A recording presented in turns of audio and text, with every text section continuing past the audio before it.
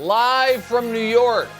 It's the show that, for just one day, is without Kevin Wildes because he had to go on a mission down to Miami to bail social media producer Gianna out of jail after she fought Indiana fans last night at the game. It's first things first. The U is back. Yeah, exactly right. On today's show, did Indiana just complete the greatest turnaround in sports history? People are going to bring up Leicester City, which means the answer is yes. Drake May is only a 5.5-point favorite Sunday. Is he being disrespected, or is it actually the 1 seed at-home Broncos who should be offended by this line? We discuss. And finally, it's a very special edition of Championship Weekend Mahomes Mountain, where we open the aperture past the 3.5 quarterbacks remaining and to include the rosters at the full rosters. I'm Nick Wright, alongside Chris Broussard. Danny Parkins is here. Danny. Nick. I'm going to reveal a confidence. Okay. Danny texts me. You guys want to know how you get how you Here we go. Your career Don't ever skyrockets? text Nick off the record, because it's going to be on the record. Get ready for a 3-hour edition of Frenemies. Like just a career skyrocket like Parkins. Fernando Mendoza dives into the end zone to win the national championship. What a bag. Danny texts me. Signature moment. Thanks, buddy. That's right. Thanks. I wouldn't have known. That's right. I was watching that. I mean, Brew, I don't know about you. Were you watching that and you were like, oh, I didn't know Wow, that was a just big a play. mundane play. Yeah, You know? I had to fill the void of wild, saying that those were big wild card games. And also, I will say this, you don't know how special of an addition to Mahomes Mountain is. I got something special planned. Oh, for you. wow. Oh, that's Awesome. right. All right, well, I'm excited for it. Brew doesn't know either. All right, but we do start with an awesome game culminating an unbelievable season. There's that signature moment. No doubt. Fernando Mendoza, Curt Cignetti, and the Hoosiers took down the Hurricanes last night 27-21. Miami didn't win, they did cover. Indiana wins its first ever national championship in just an all-time improbable run. Hoosiers finish undefeated, hoist the trophy, longer than 100-1 preseason odds. Here's Curt Cignetti after the game. Hard-fought game. Give a lot of credit to Miami. It was a real gut check. We found a way. It's credit to our guys' resiliency to find a way to get that done. This team really overcame a lot on the road in a lot of tight games and found a way to get it done. And we're 16-0, and I guess we're 27-2 since Indiana, but we're 16-0. 16. National champions at Indiana University, which I know a lot of people thought was never possible. It probably is one of the greatest sports stories of all time. Yeah. Everybody thought it wasn't possible, for the record. They are also our first new champion, Brew, in nearly 30 years. And those previous 3 new champions at least had somewhat storied football histories, unlike Indiana. Brew, what was your biggest takeaway from last night? Well, when I think about the game, and maybe everybody will say this, but obviously that run by Mendoza. Signature moment. Yeah, exactly. signature Right. moment. Danny was the first to that, obviously. You were the first to know that. Yeah, first to say But that. First of all, he encounters his first defender at the line of scrimmage. I mean, so you see this, that's 4 yards from the first down. He encounters him. Then meets 2 other guys at the 5-6 yard line, spins, and then to Danny's signature moment, dives into the end zone surrounded by 3 Hurricanes defenders. He ran that like he was a Heisman Trophy winning halfback instead of a quarterback. All right, so you got to give him props on that. I mean, it was a good play call, great play call, but if he doesn't run it in spectacular fashion, it may not work. So number one is that. But also the fact that Cignetti decided to go. It was 4th and 4. It's an easy field goal. You would have went up 6, 20-14 by just kicking the field goal. He decides to go for the score, and obviously it works. But if because think about it. If he kicks the field goal, they're up 6. Miami went right down and scored. Miami would have been up a point. They already seem to have some momentum going for them. If they take the lead late in the game, they may win that game. And so that play, for the fact that the way Mendoza ran it, the fact that it was called on 4th and 4, that's what I remember in terms of that actual game. We'll get to the bigger picture the momentum, the moment. To put it like that, signature coaching moment for Cignetti. Yeah, signature one moment of many. Yes. But the big picture stuff for Indiana, it's hard to divorce yourself from it, but we will talk about it in a second. So just from the game, it was a continuation of maybe the most remarkable part of what Indiana has done all year, which is they don't make mistakes. Like, it is just so apparent how disciplined, how veteran, how well coached they are, that while that game was close and while Miami did seem to get some of the momentum back and Miami was very impressive and Miami did cover, that was still another wire-to-wire win for Indiana. They never trailed. And if you just look at some of the things that would show discipline, it was a game of no giveaways, no snaps trailing, an incredible conversion rate in clutch spots, 3rd and 4th down, and only 5 penalties for less than 40 yards.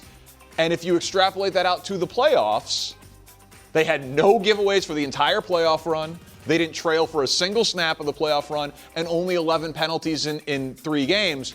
So we will talk about Mendoza and the number 1 pick and the historic turnaround, but coaching matters so much in football. It matters so much in college football.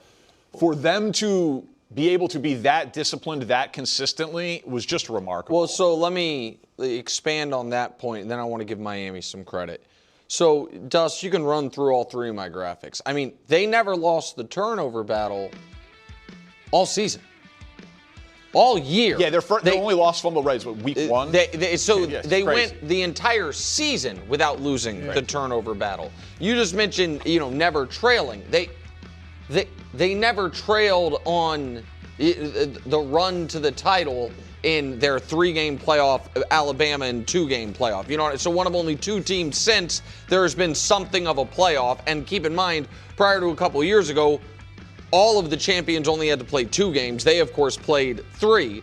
And then for the, historic context of the team, Heisman and national title Heisman Trophy and national title this century. It's 5 iconic teams. And, in my opinion, and I think a lot of people's opinion, the greatest team ever, the 2019 LSU team. And I think a lot of people's opinion, the greatest single season in college football ever, 2010 Cam Newton. That Jameis team's unbelievable. We know how good the USC with Leinart and Reggie Bush, that team was, which to me makes what Miami did in the loss so impressive. Because you're right, Indiana never makes mistakes. But they made one, the false start.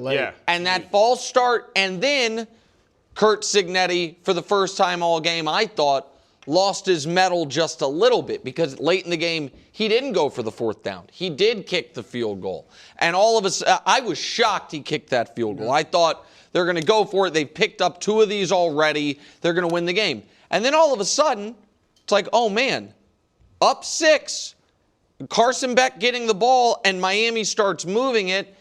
And then Carson Beck makes the one bad throw. But a Miami team that was the last team in the field, that a lot of people thought shouldn't have been in the field, thought Notre Dame should have been in it, to go to Texas A&M and beat them, then to beat Ohio State by 10 the way they did, beat Ole Miss in the Classic, and take haymakers from Indiana. I mean, there was a blocked punt touchdown in this game.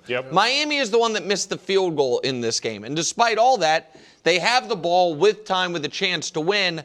I just thought it showed the growth of Miami over the course of the year, because we're going to talk about Indiana as, one of the greatest teams certainly of the last few years, which then gets to the bigger story, Brew, which is I do not think a turnaround like this can be compared to anything in pro sports.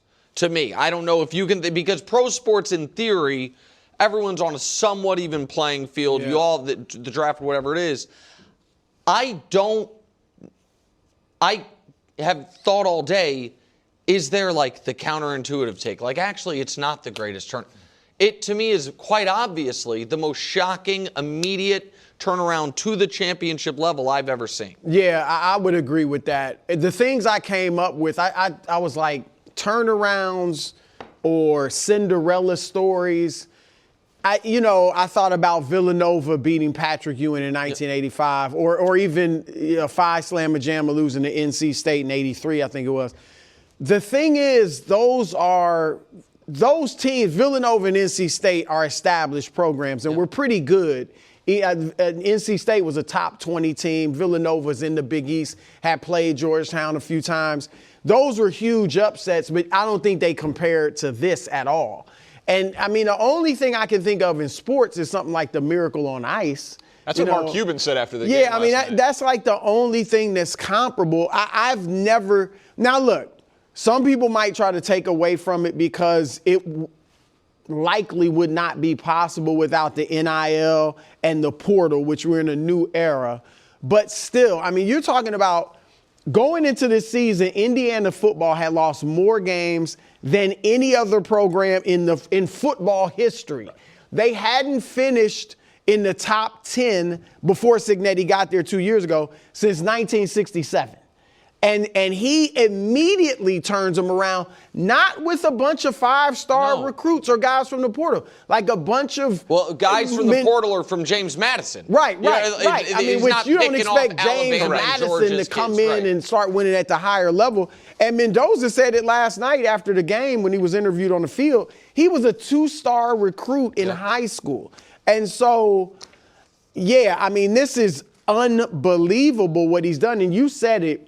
Coaching is so important in football, and he's proof, like he's exhibit A to the power of coaching in the sport of football. So, yeah, I would agree with you, Nick. Yeah, listen, I think some people have compared it to Bill Snyder at K-State. Sometimes when programs go up a level and then become competitive and even like make a bowl game, it's like, wow, what an incredible thing, just because of there is a JV varsity level to all these different levels of college sports. But what I was thinking about was when Kevin Garnett yelled, like, anything's possible. Like, it's the type of thing and the type of moment that just has to make you recalibrate everything in your mind that you thought you knew about sports. Like, we went to Syracuse.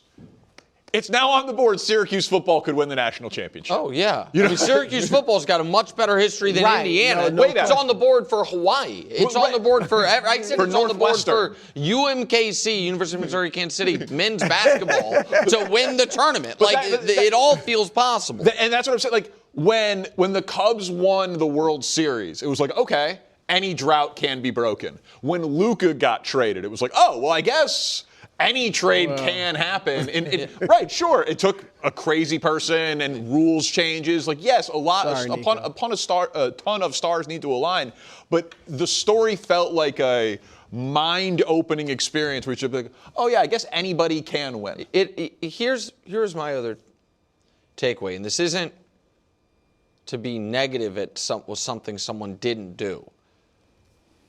But what Curt Cignetti just did is what I think some people dreamed was what Deion was going to do.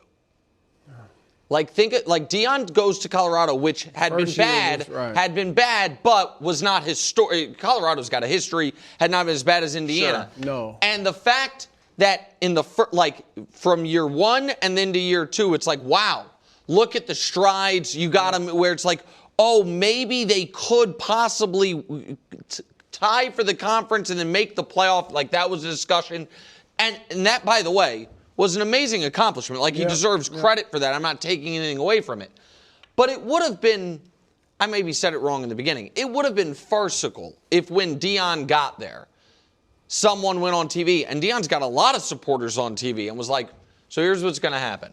They're going to go 11-1 his first year, and the next year they'll win the national championship. And you know why? It's not because they have the most stacked roster. He's going to take a bunch of his kids from Jackson State, a couple key portal guys, and his coaching's going to do it. Everyone would have said, you're out of your mind. And it's what this guy did. Yep. Like, and Mendoza deserves credit. Obviously, they have good players, and they're older players, which helps a bit. But it's what he did. It's really remarkable. Now, the other reason they do it is they have the guy who's probably, almost assuredly, going to be the number 1 pick of the draft. And the team with that number 1 pick, the Raiders, had all their brass there to watch Fernando Mendoza. Tom Brady, John Spytek, owner Mark Davis, all in attendance. They, of course, do have the number 1 pick of the draft. Here's a list, by the way. Get your reading glasses on, Brew. Raiders starting quarterbacks in the last 4 years. That's too many. That's 9 of them in the last 4 years. Wow. I think it's pretty clear Fernando Mendoza is going to be the first player taken in this draft, Danny. Yeah. Should the Raiders keep that pick, or should they trade it for a bounty of picks? So I expect them to keep it. He strikes me as the type of guy that Tom Brady would love to have a say in drafting and molding into being a winner and all of that. And a Cignetti-Mendoza package deal is something that I would at least be interested in exploring if I was the Raiders, if you're going to draft Mendoza. Like, keeping them together would be something that I would be very intrigued by. But as someone who is a fan of the team that most recently pulled off the trade for the number 1 pick, I do think trading the number 1 pick for a haul is almost always the right move if you have any doubt about the quarterback. And most of the draft people seem to think Mendoza is going to be the number 1 pick, a lot because of Mendoza, but partly because of the quarterback class. That he is not a Drake May level athlete, that he is not a natural talent like Caleb, that there are some questions about Mendoza's ceiling in the pros, that he's more of like a Jared Goff-like prospect. Smart, winner, big, accurate, but has a few. And by the way, if the Jared Goff-like right. prospect turned into Jared Goff, you'd turn the card in right now. I agree with you, but I'm just talking about the draft, the draft profile from the people that I've read at this point on Mendoza, that there are some questions about it. So just to remind people what the Bears did when they traded the number 1 pick in the Bryce Young, it was a first-round pick. That was Bryce Young. They took the 9th overall pick, Darnell Wright. He's their all-pro right tackle. Second-round pick, Tyreek Stevenson, starting corner. The first-round pick next year, now they got lucky, turned into the number 1 overall pick, Caleb Williams. Second-round pick, Luther Burden, and DJ Moore. Can I just real quick before you go, Brew? As great as that all sounds, if Carolina wasn't quite as bad the next year, and instead of getting Caleb Williams, they got all those players plus the 6th overall pick, and we're still starting Justin Fields. Right. Well, I feel, you know what I mean? But you maybe take J.J. McCarthy, you maybe take Bo Nix. Yeah, well, J.J. McCarthy feels like a disaster. You know, I'm saying it just feels like that worked out perfectly because the team you traded it with then gave you back the number 1 pick the following year, which rarely happens. Also, that draft, people loved Bryce Young. Yes. And C.J. Stroud after him. So you would get a lot for the number 1 pick, but this is a draft where there's, like you said, it's viewed as kind of a down quarterback class. So are you going to get as much? I don't know that you'll get that haul because people are like, oh, I want to get Bryce Young or C.J. Stroud or whatever. So look, the fact is you said if there are questions about the quarterback, there always are questions about the quarterback. Caleb was a no-brainer. And we saw it took him 2 years, and we'll see. I mean, we all believe in him now. I'm the last one to really buy into him. But let's see how it is going forward. Plus, he does have a fantastic coach and play caller in Ben Johnson. Trevor, it has taken 5 years, maybe, right? If he's finally arrived, he was also absolute no-brainer, generational talent. Took him 5 years. People loved. You showed the board, Nick. Yeah. Jameis Winston. Everybody loved Jameis Winston. Yep. Didn't pan out. So it is always a question mark with the quarterback. What I do, look, and I'm not saying he's a sure thing. Physically, he's big, which you like. He's got decent athleticism. I mean, he's not a great athlete, but he showed some athleticism, obviously, on that run. Very tough. See, what I think he has, and this is where you might be about Brady, the intangibles. He's got the toughness, as he showed. He's got heart. He's a leader. He's smart and intelligent. He processes quickly. Like, he has we know at the NFL level, it's up here. That's how Brady succeeded and became so great. Like, so he seems to have those things, more intangibles than the tangibles, plus the accuracy is great. And so I think they need to take, because even if they get, to your point, a bounty, but don't end up getting a quarterback in the next 3 years, that bounty is somewhat limited. We're seeing some teams with guys right now in the Final Four that we didn't think were necessarily great quarterbacks. So I'm not saying it can't be done, but ideally you want to get a guy that is your quarterback for the next 10 years. So I would draft Mendoza if I'm the Raiders. The Raiders, maybe their kind of insurance plan on if they were to trade the pick is, we don't need who we trade the pick to give us the number one pick. We're going to have the number one pick again next year if we are trading. Maybe that you also trade Max Crosby, you do a full true teardown. But Brew, can I just tell you what's happening here? Why Danny is trying to encourage the Raiders to move that pick. Danny watched football this weekend, playoff football, and saw Bo Nix play. And then he watched playoff football last night and saw Fernando Mendoza play. He's like, if Mendoza goes to the AFC West, Herbert is officially the worst playoff performer of all the quarterbacks there. We've seen that's what he's trying to avoid. That is what he is trying. He's like, I can't have it. All right, let's go. What an outrageous take by you. Well, I don't know. I mean, has he ever played a game as well as Nix for Mendoza in the playoffs in the last 72 hours? I haven't seen it. Ending in Buffalo, they're moving on from Sean McDermott after 9 years. Some of their players nonplussed. We oddly haven't heard from Josh Allen on it yet. Still waiting. We have heard from Jordan Phillips, who said, this bleep here is so stupid, honestly sickening. Best coach I've ever been around.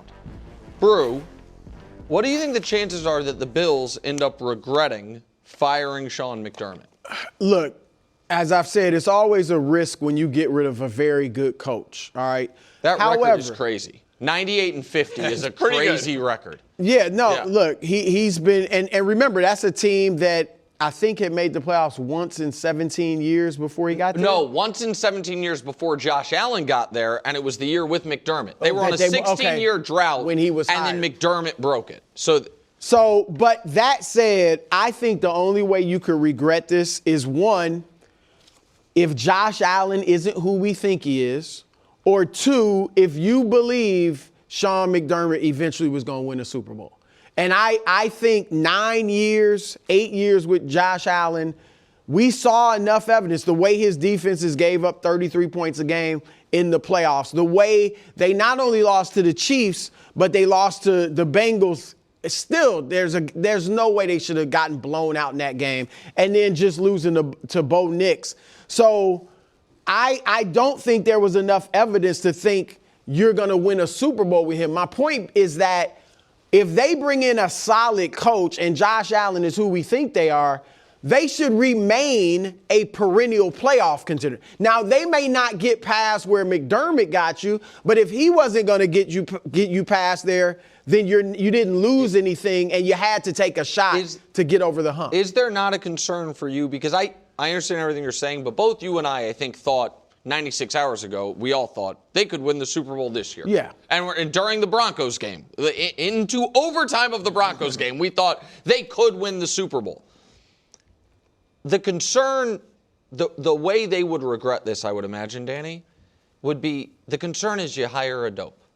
And I know that sounds rude. Just hire a guy who's just like that. He actually, his floor is so much lower that even though you have Josh Allen, he is an impediment to winning. And after 2 years, you are hiring a coach again, and now Josh is 32. Like, that would be for Baltimore or Buffalo, my concern would be, what if I just hire, if I'm not going to go with Mike McCarthy, you know what I mean? Like known quantity, whatever level it is, that I'm going to just hire. Because everybody at the very least is an unknown. Unknown, exactly right. So I think that's obviously on the board, though I would think how attractive this job opening is that you'd be able to hire a pretty accomplished person to take the job, and you would kind of know that person's warts. I'll be surprised if this is a first-time head coach that gets this job. The one other scenario. Really?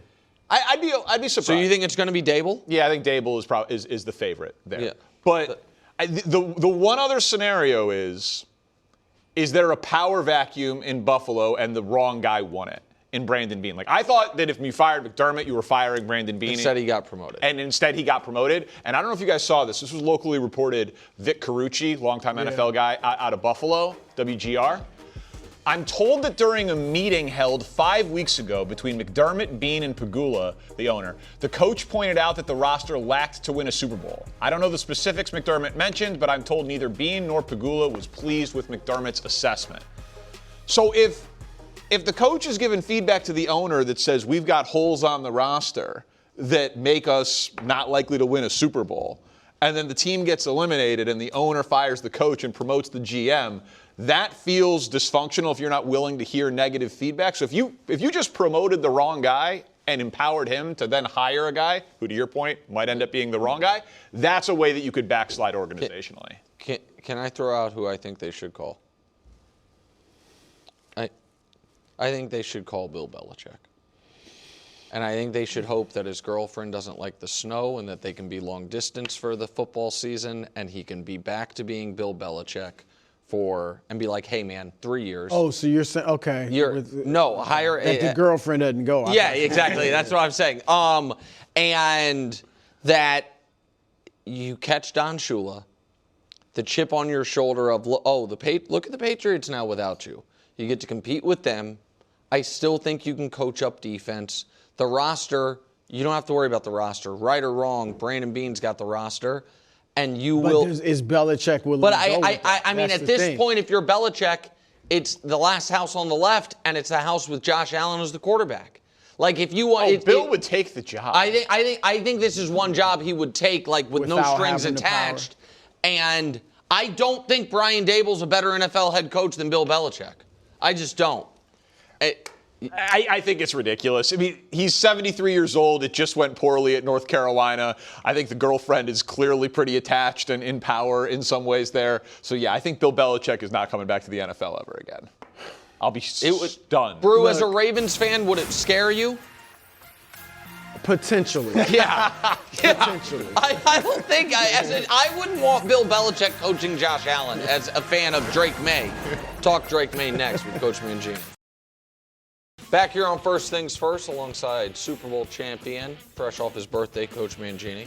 Talking championship weekend. Patriots traveling to Denver on Sunday. Chance to go to the Super Bowl on the line.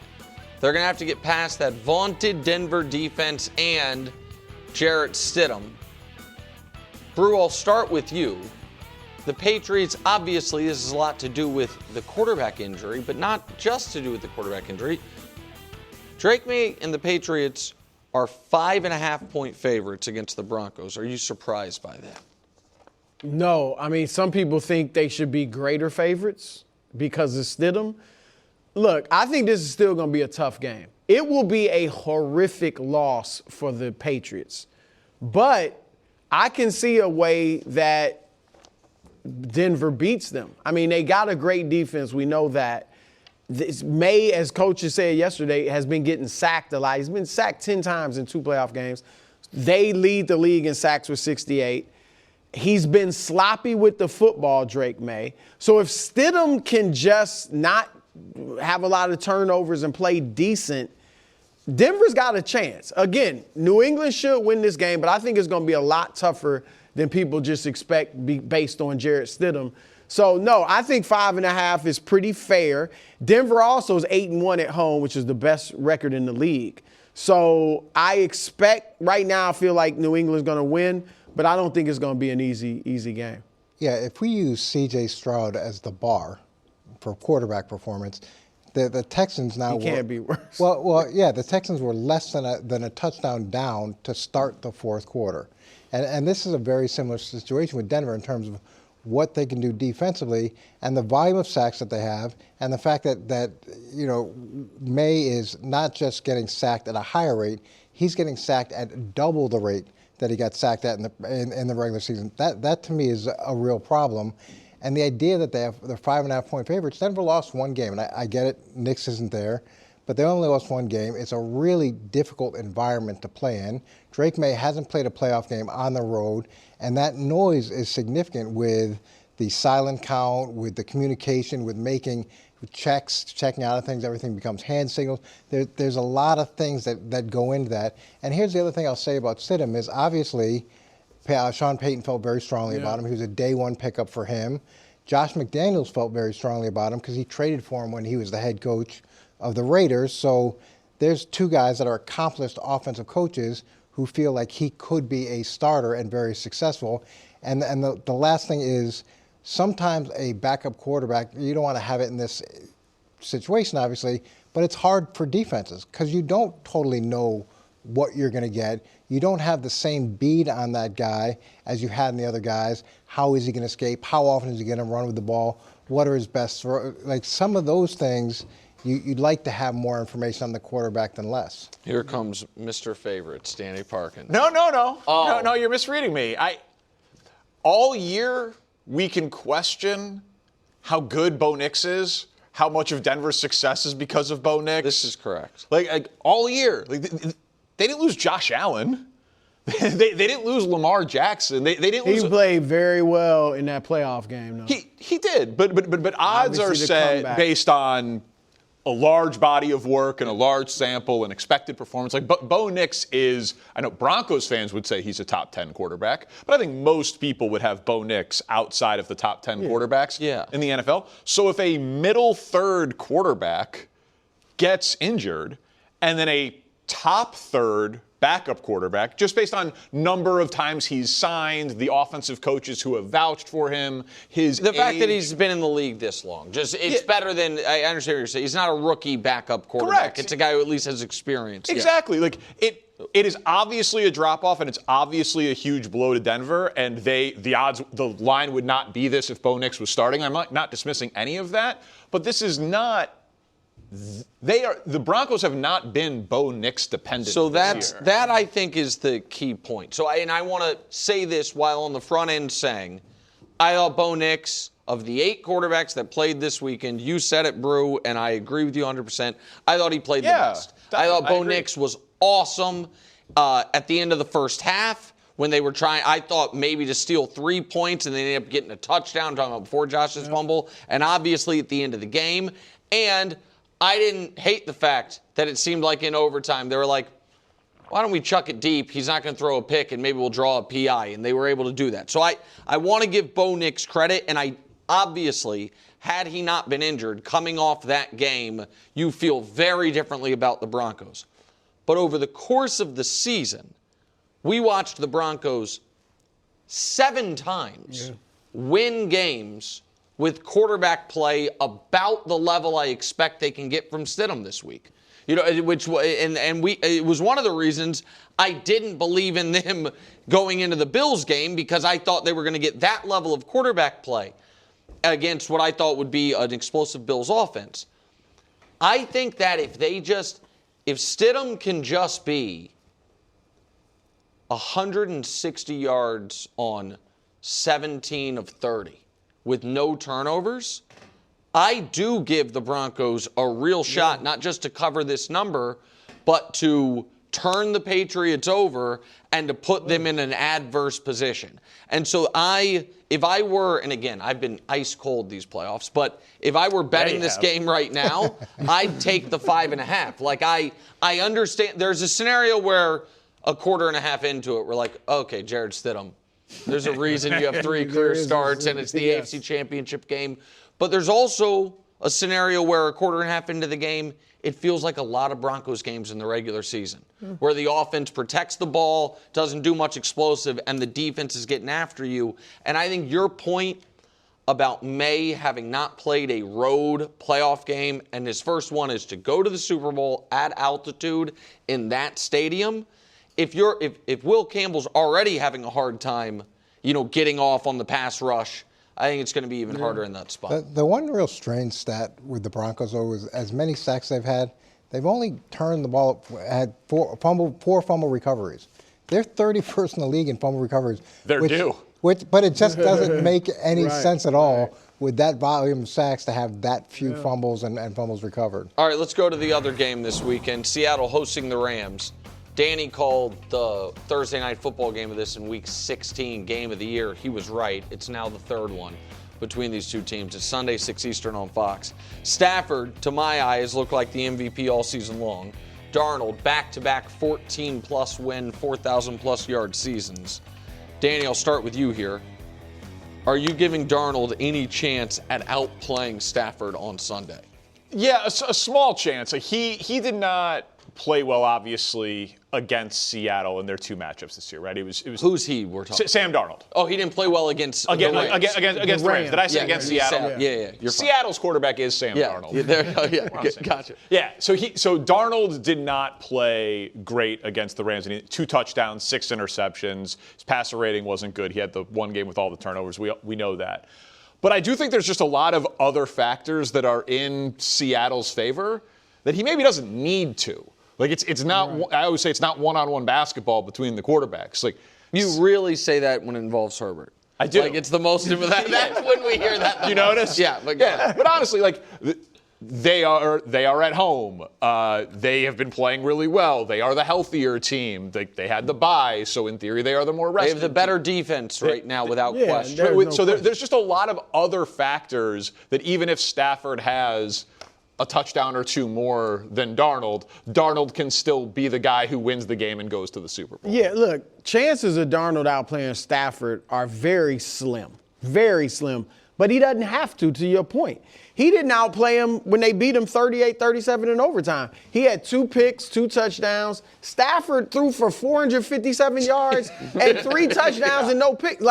So Stafford's probably, he doesn't throw many interceptions, so I don't see him just throwing 2-3 interceptions.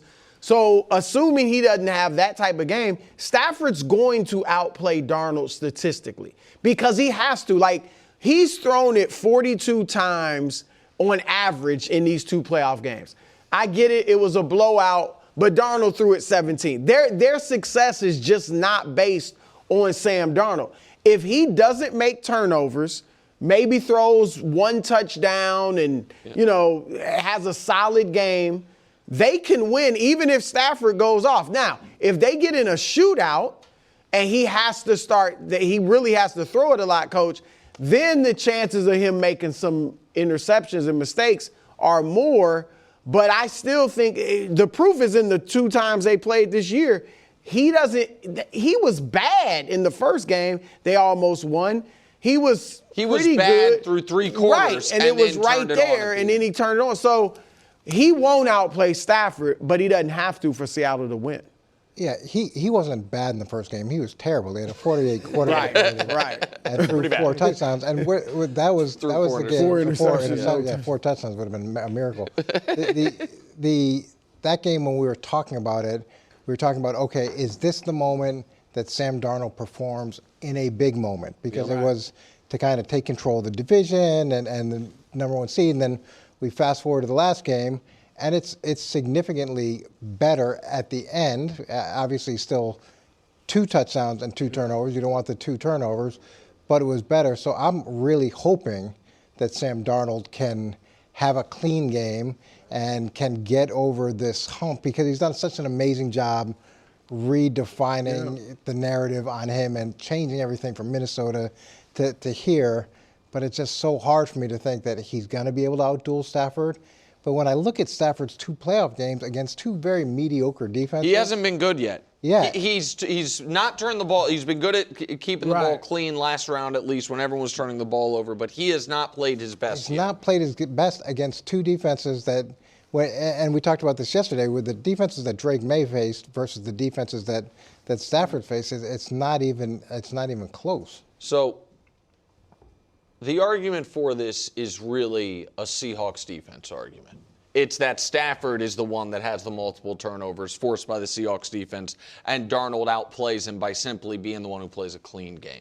You know, I don't think any. What? 457 yards, right? 0 No, sacks. I know. Well, that's in that game that they 37 points. In that game that they lost, I thought that was the best quarterback performance of anyone all year. Stafford's game, 450 yards, incredible. 3 touchdowns against this defense. 0 sacks. Right. I thought it was the best game anybody's played at the quarterback position all year. It was also probably Stafford's last great game.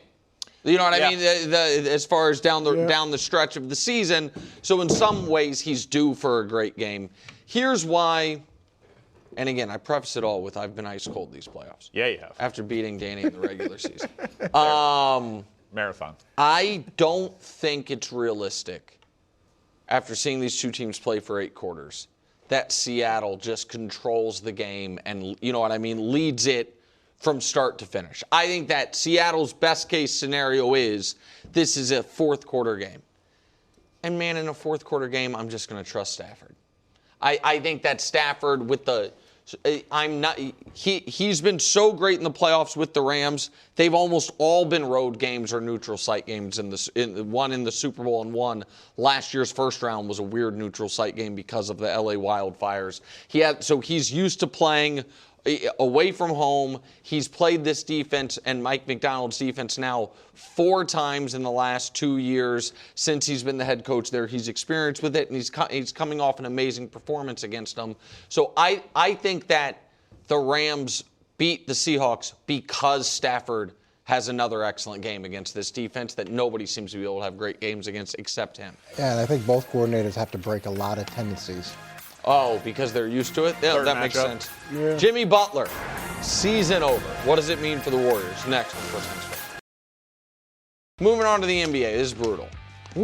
I think it's fair to say future Hall of Famer, Jimmy Butler. Yeah, I agree. Been the best player on 2 finals teams. Tore his ACL last night. He's 36 years old. The Warriors, trying their damnedest to stay in the play-in, or maybe get out of the play-in to get into the top 6. Brew, what does this mean for Golden State? Yeah, you hate to see it for Butler. He's 36 years old, so you wonder, will we see him on the court again? Here's the thing. Instagram today, basically, see you soon. Like, he talked like he's obviously a tough guy. He's a maniac. We'll see. But for the Warriors, look, they weren't a contender. They were hoping they were, playing contender, but they really weren't. They're an 8th seed right now. They had gone on a little streak. They won 6 of their last 7, I believe. But they were not they did not have a chance of winning the West. If they were in the East, it would have been different. If it were in the East, it would have been different. So everybody's saying, their chances of getting to the finals now are done. They were done. They were non-existent, all right? Here's the conundrum for the Warriors. They have been trying to, as long as they have Steph playing well, they're like, we're going to go for championships, which I like. I applaud.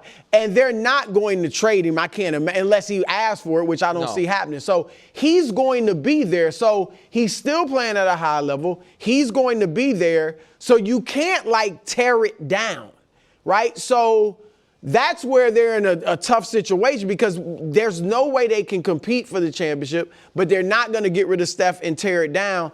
What I would try to do, and I'm not saying it can happen, Kuminga, it looks like obviously is going to be traded. He wants out.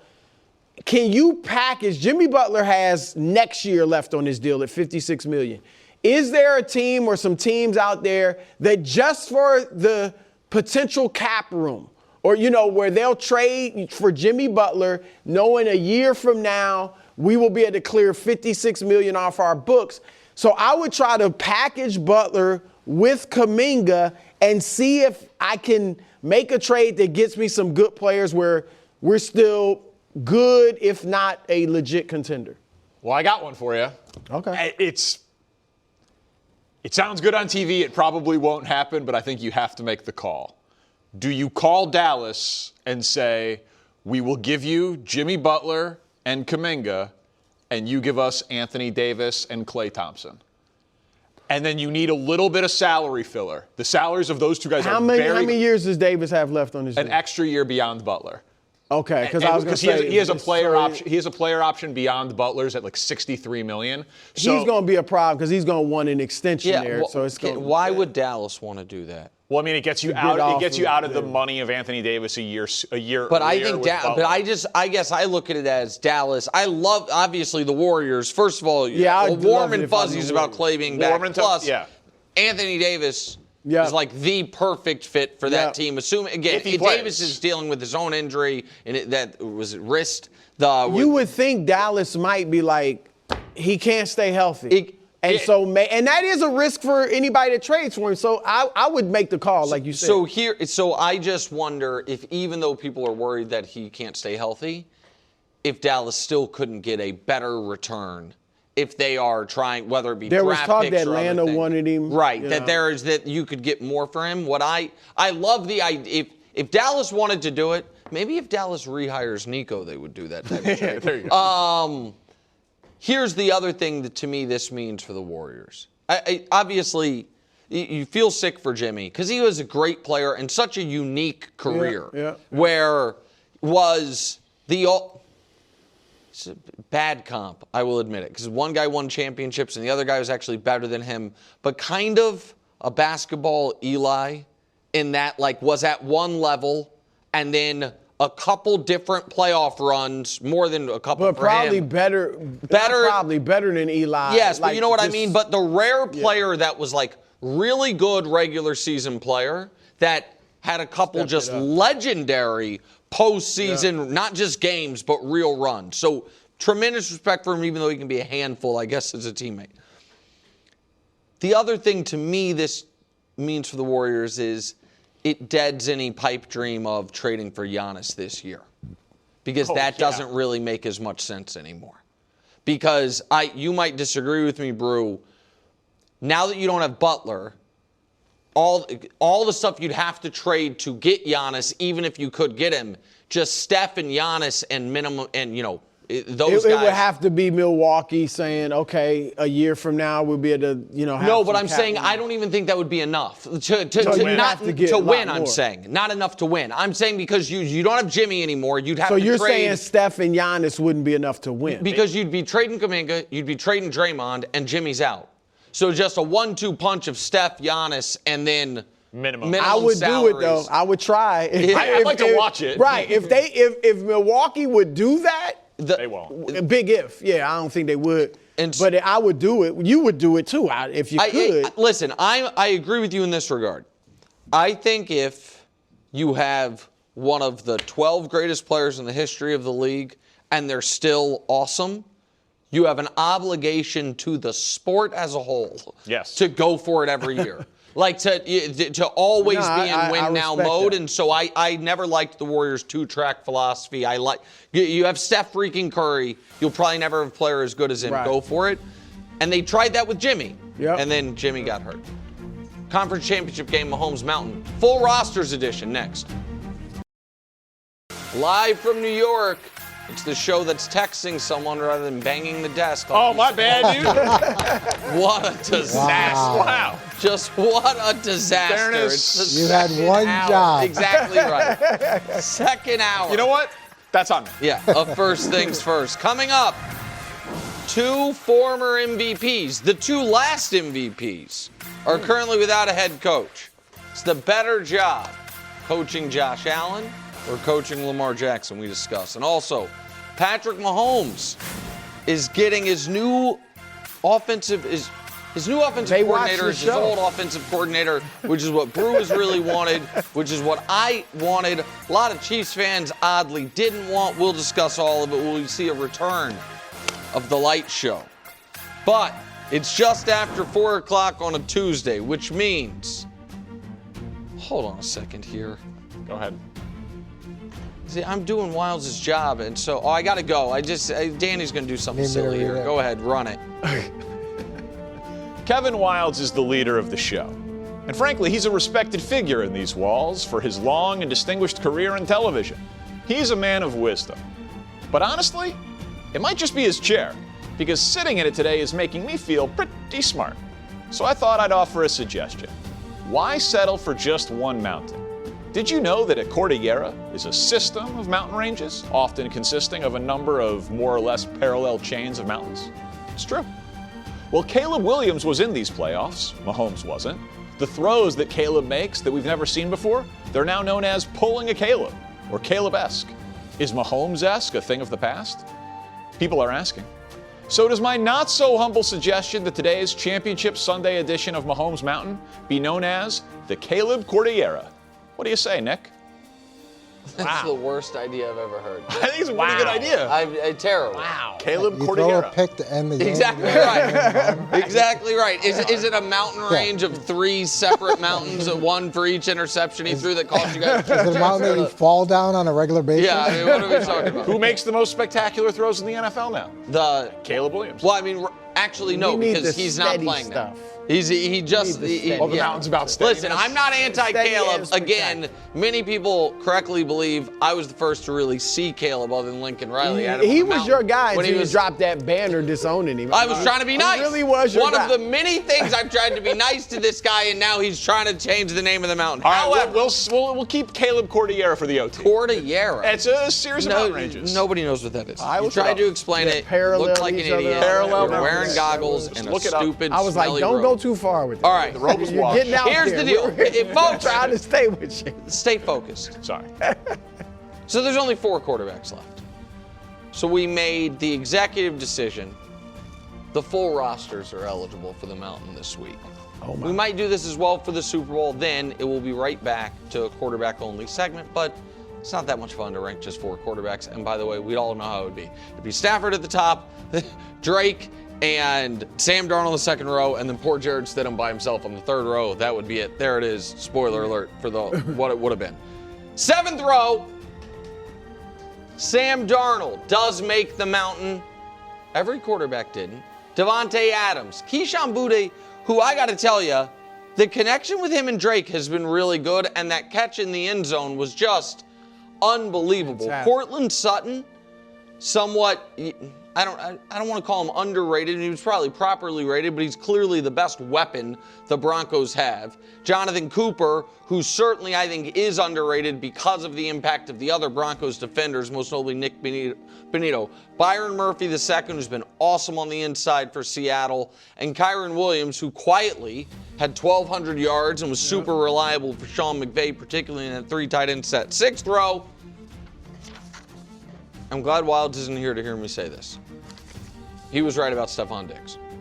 When they signed him, I thought they were paying him too much money. I thought he wasn't going to be healthy for week 1. I thought he could potentially be a pain in the ass.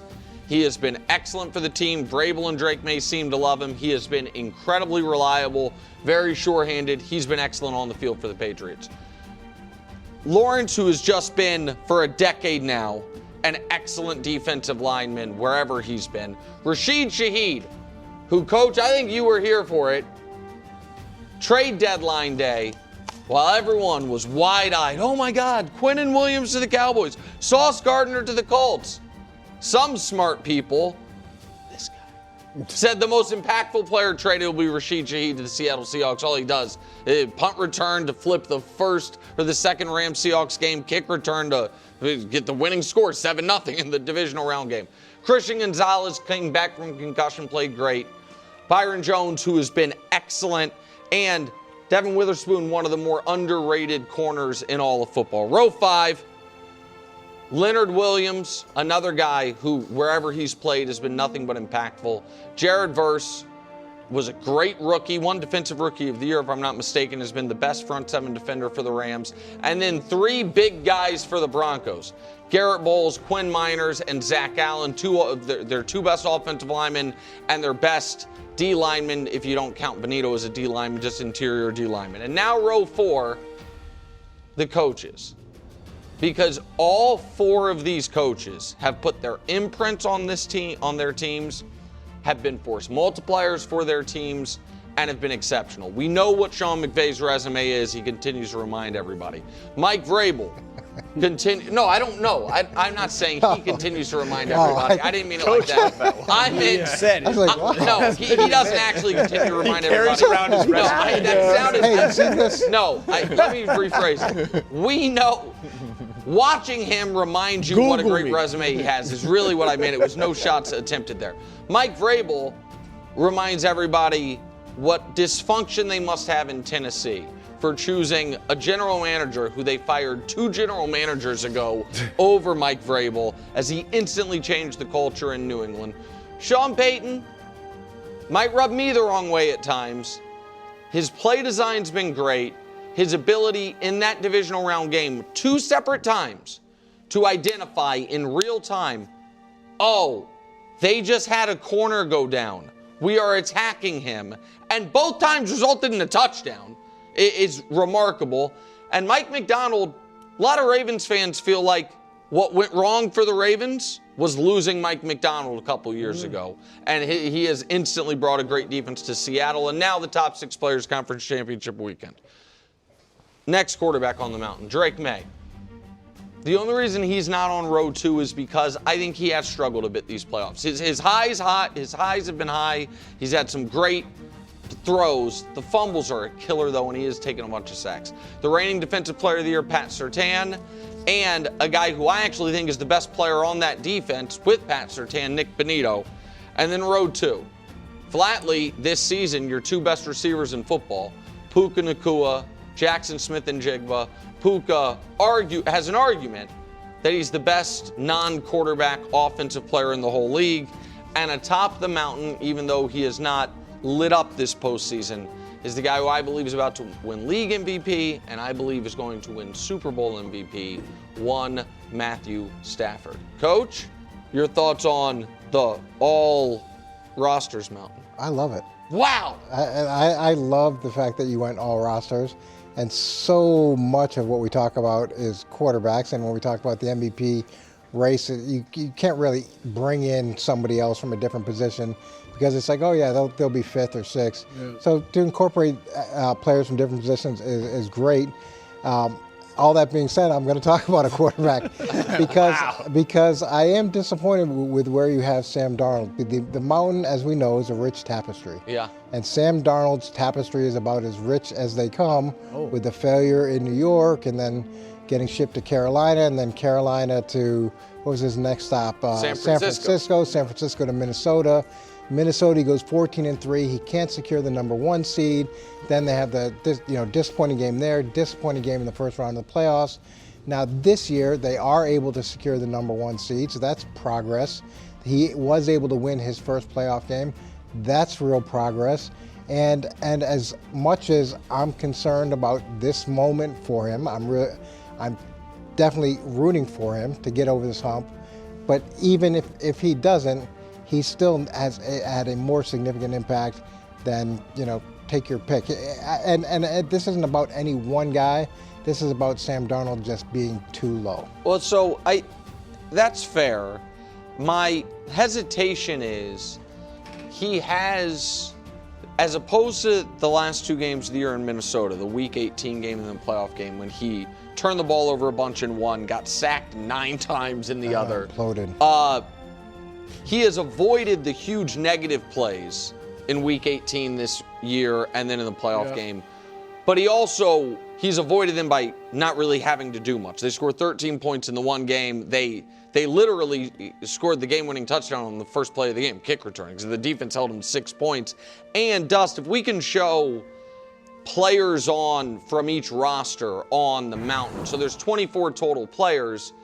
So the Seahawks have 8, Broncos 7, Rams 4, Rams 5, Patriots 4. Again, it's just my own accounting. So people it's can not the all-pro team. No, I get it. But I did include, by the way, every player that made the all-pro team is accounted for on this mountain. Oh. I do think that the Seahawks have the most non-quarterback talent. And that kind of fits, by the way, how these teams have gotten there. The Rams and the Patriots been powered more so by the MVP candidate quarterbacks. Yep. And the Seahawks and Broncos powered more, I think, by the all-world defenses. Well, in fairness, so Sam Darnold's in the toughest division, and Drake May, that record or the opponent's record was the worst since the 90s or the... Yeah, it's the worst strength schedule in NFL history but for a playoff team, but still. Wilds isn't here. He's going to zoom in and yell at you and explain how actually it was harder than you think. Well, I just think that has to. No, it's totally fair. Brew? All right. As is often my custom, I'm going to start with a bonus take. Wow, bonus take.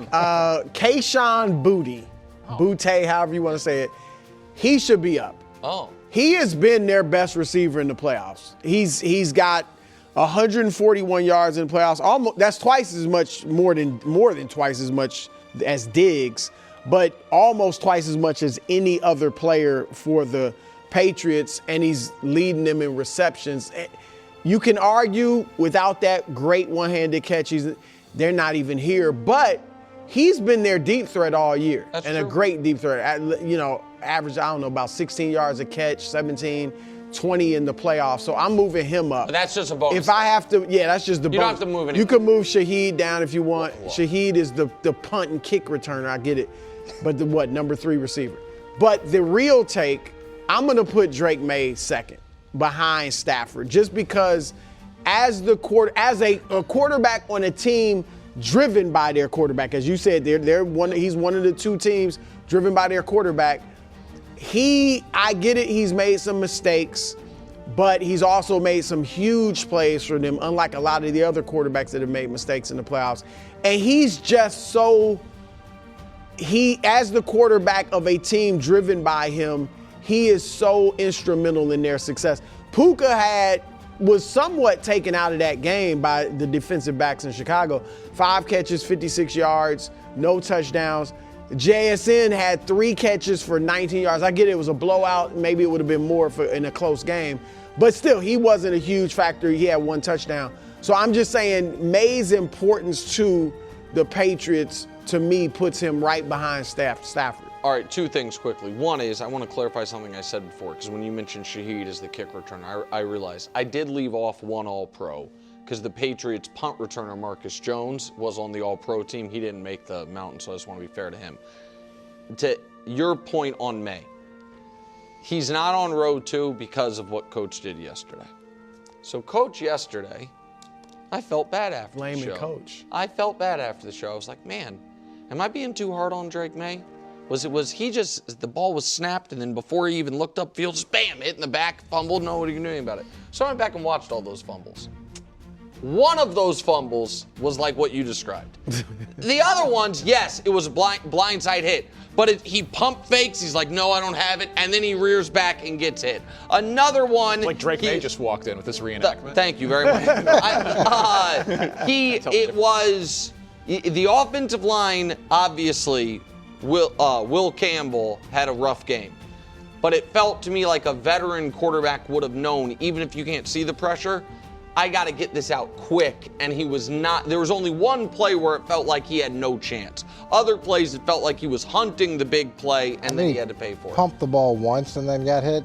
But Caleb on his interception was reading a book. Okay. Like, he was back there for 45 minutes. He had lunch and then decided to throw the ball late. Caleb about it. I mean, Caleb, to be fair, also not on the mountain. Come on. You got it. Come on, Drake. You got to hold. Hey, also, you guys know, as much as I like Drake May, and I like him a lot, I'm always a little skeptical of small hand quarterbacks. Danny, He go did ahead. step up in the pocket, too. The guy raked his arm Yeah, from hold the ball. behind. Hold the ball. You have stronger hands. Come on. Everybody had those little. We all had those little things with the black handles. You squeeze them. Everybody knows it. Brew, I know I'm a guest here on the regulation show, but can I borrow your power of bonus takes? Absolutely. Oh, thanks, man. Absolutely. All right, first of all, can the Mountain take a stand?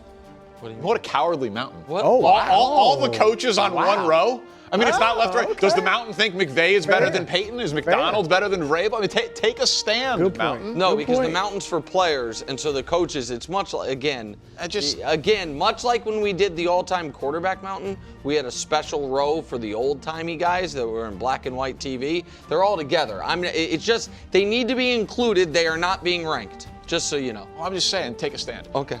Rashid Shaheed above future Hall of Famer Devontae Adams and number 1 receiver Cortland Sutton. Doesn't feel right, but those are just bonus takes. Well, that's also a bonus take? Also a bonus take. Okay, A well, double bonus He said I take? could have multiple Okay, bonus Rashid- takes. I asked for I permission. think you Rashid got Shaheed 3. has had more impact this postseason than either those 2 players combined, for the record. The 1-game sample? Yeah, Okay. well, yeah, go ahead. All right, well then, for the real take, you mentioned All-Pro. Can we move Witherspoon and Surtain onto the same line? You said you value All-Pro. Second-team All-Pro cornerbacks this year. Yeah. Surtain and Witherspoon. They're the same level of All-Pro. And in this game, Witherspoon has the much tougher assignment. He's got to go up against Devontae Adams or Puka Nacua. Yeah. And in the 2 games that we've seen him play against the Rams, in one of the games, Devontae Adams only had 1 catch. Yep. And in the 2 games total, Witherspoon's been targeted a total of 10 times, 5 catches, 90 yards, a quarterback rating of 83, no touchdowns. In one of those left. games, didn't Stafford throw for 500 yards? Wait, but he wasn't targeting. 574. Wasn't targeting. Well, I'm Witherspoon just is the saying, point. I don't think that plan is working. I think that. I'm saying They he might hasn't wanna- been the problem. Him and Surtain this year, same level of player. All pro voters agree. The Mountain disagrees. The Mountain does disagree because if this year you guys have been the same level and the previous year one guy won Defensive Player of the Year, and Surtain, by the way, Surtain was second team All-Pro this year even though he missed 6 weeks with an injury?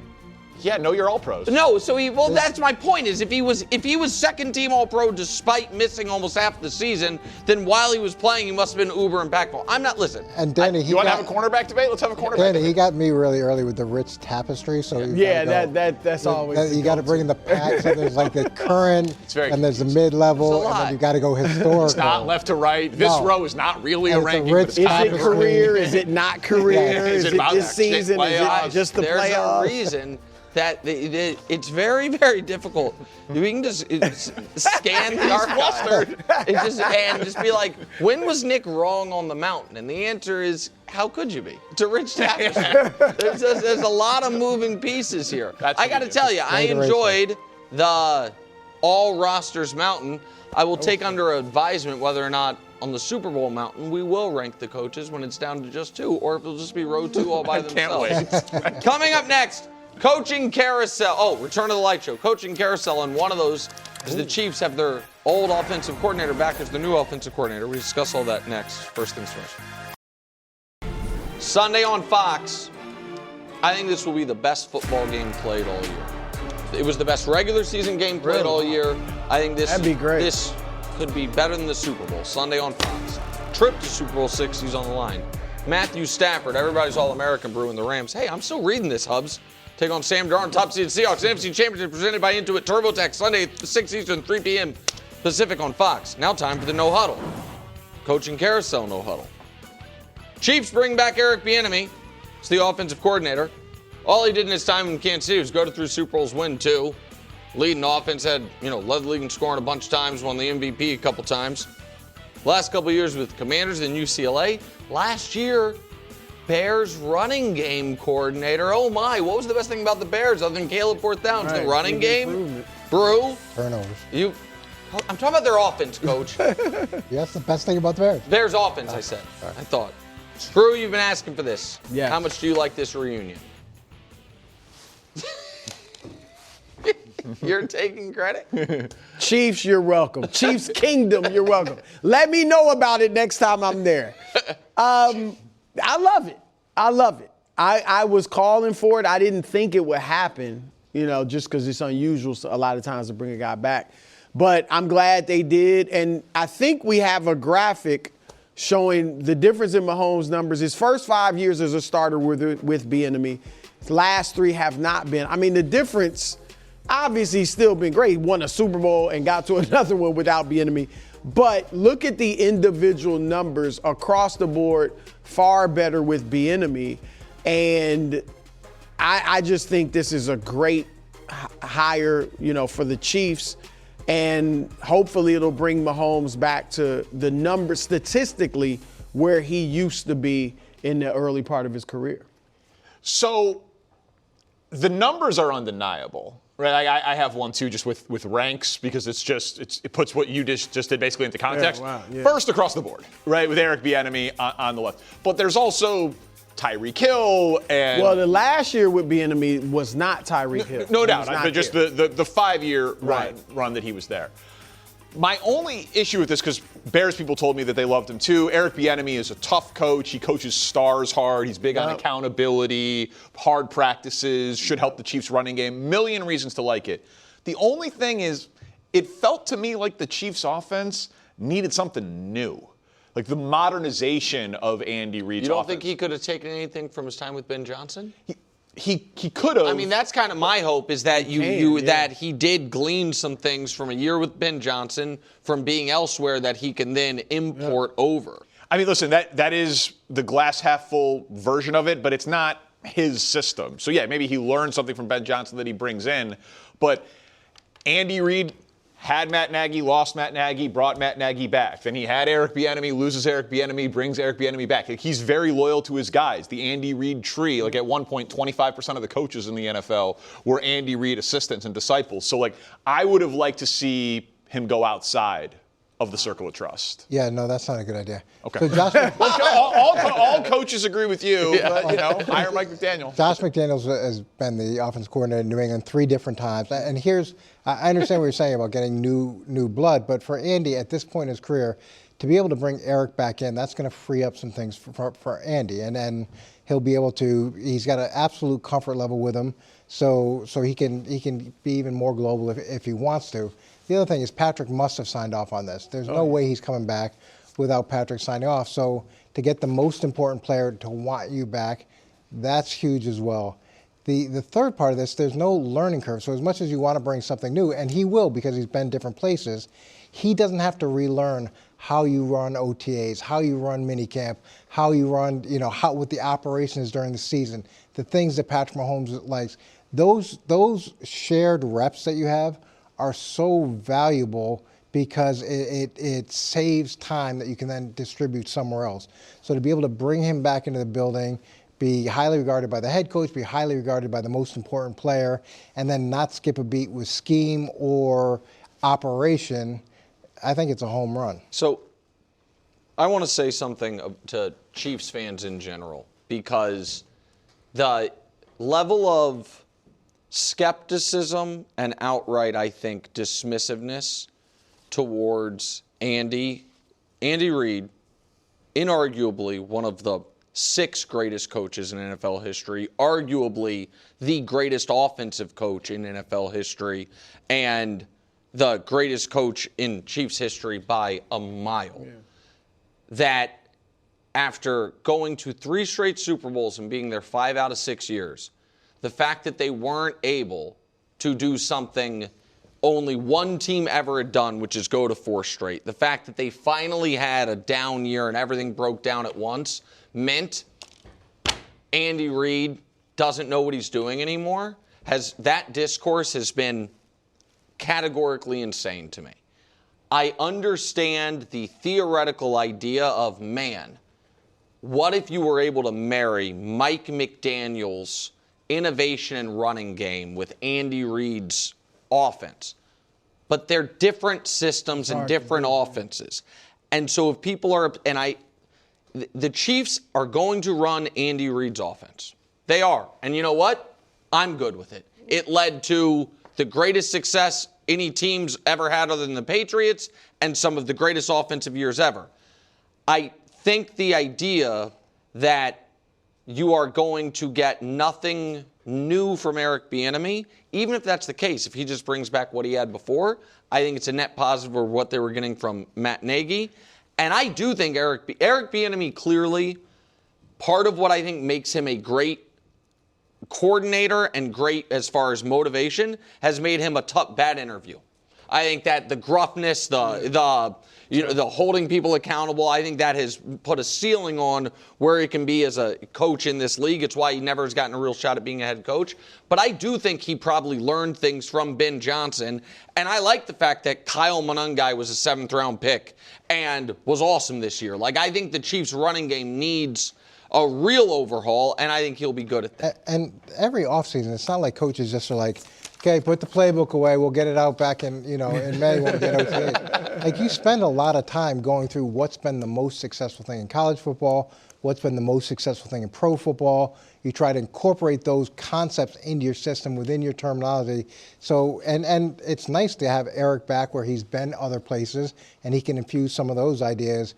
But people don't, outside of the draft and free agency, they're working on scheme and trying to stay, ahead of the curve. All right, there have been 3 head coaches hired that we haven't discussed much, so we'll try to get to all of them here quickly.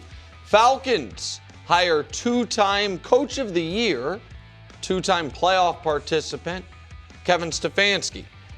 Was in Cleveland for the last 6 years, went 5-12 last year. Danny, You love offensive play calling coaches. Now, you like them to be a little younger than Kevin Stefanski and less proven. Do you like this? I buy stock low and sell high. Do you like this hire for Atlanta? I own all the Ben Johnson stock. I love it. And I'm wondering if Kevin Stefanski wished that he would have held out a little bit, because I think he would have been a great hire in Buffalo. Imagine you're Kevin Stefanski and you're an offensive coach and you're a play caller, and you get to go from what you've had in Cleveland and playing in that division and playing in those conditions, and now you get to go to a dome and a softer division where you play road games in warm weather climates, you play road games in a dome, and you have Bijan Robinson and Drake London and some of the talent that they've added. Now, obviously, huge quarterback questions. Just got to trade for Dylan Gabriel. But he could be available. But he's dealt with huge quarterback questions before without having that amount of talent. I thought this was an absolutely fantastic hire for the Falcons. I agree. I love the hire. Look, Coach, you know how tough it is to win in Cleveland. Since they went back in 1999, the franchise, they have had 3 playoff years. Stefanski has 2 of them. They've had 2 11-win seasons. He has both of them. I actually was a little torn over what Cleveland should do with him. I get the way he handled Shedeur. I'm sure it wasn't all Stefanski's fault, but that was obviously awkward. So that's why apparently they moved on. But he's a good coach. Like, I think he's just what Atlanta needs. Again, I think he brings stability. I agree with you. I mean, I would like him in Buffalo. Now, I don't know if the fans, coming off some losing seasons in Cleveland, if they want that. But that's the question in the quarterback, and that was always the question for him in Cleveland. And it hasn't really been answered. But just giving him a decent quarterback for a little while, Joe Flacco, Baker early in his career, and he was able to make the playoffs. So if Penix can stay healthy, or if Cousins can have a couple of good seasons, then I think they could have success in that bad division. Yeah, I don't like it. I love it. Love it. I knew that was coming. I got to work on my delivery. You got to work on a little, but it was like, I liked it. It's your thing, so I don't want to totally. But so one of my favorite quarterback interviews, and we spend a lot of time when you're going through that process with the quarterbacks you could potentially draft, was Matt Ryan. I thought he was outstanding, smart, articulate.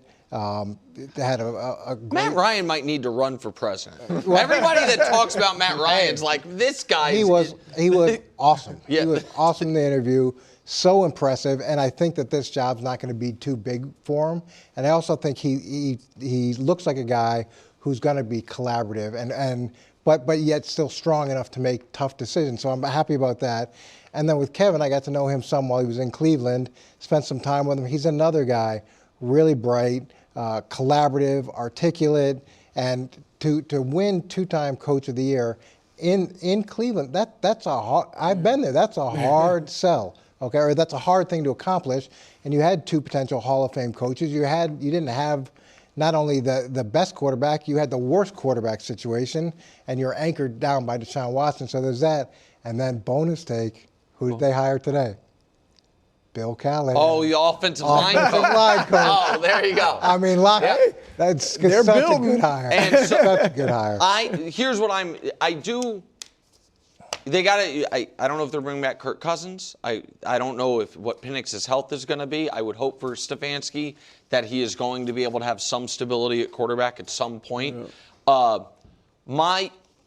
It's always been impossible for me to untangle how much of the Deshaun Watson trade contract, staying with him after it was very clear he didn't have it anymore, and then the mess at quarterback since him.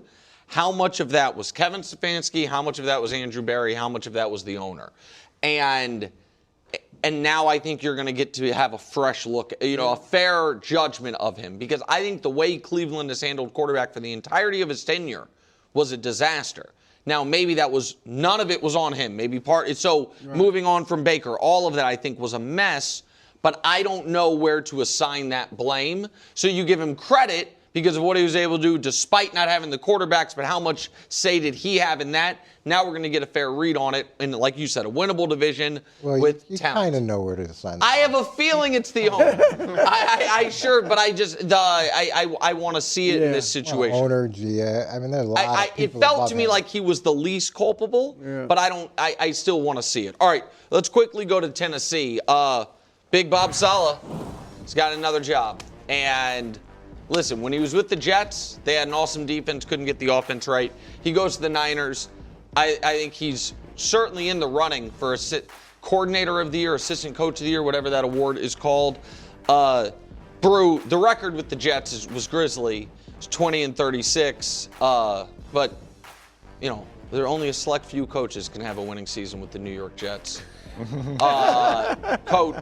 Brew, what do you think? Multiple winning seasons.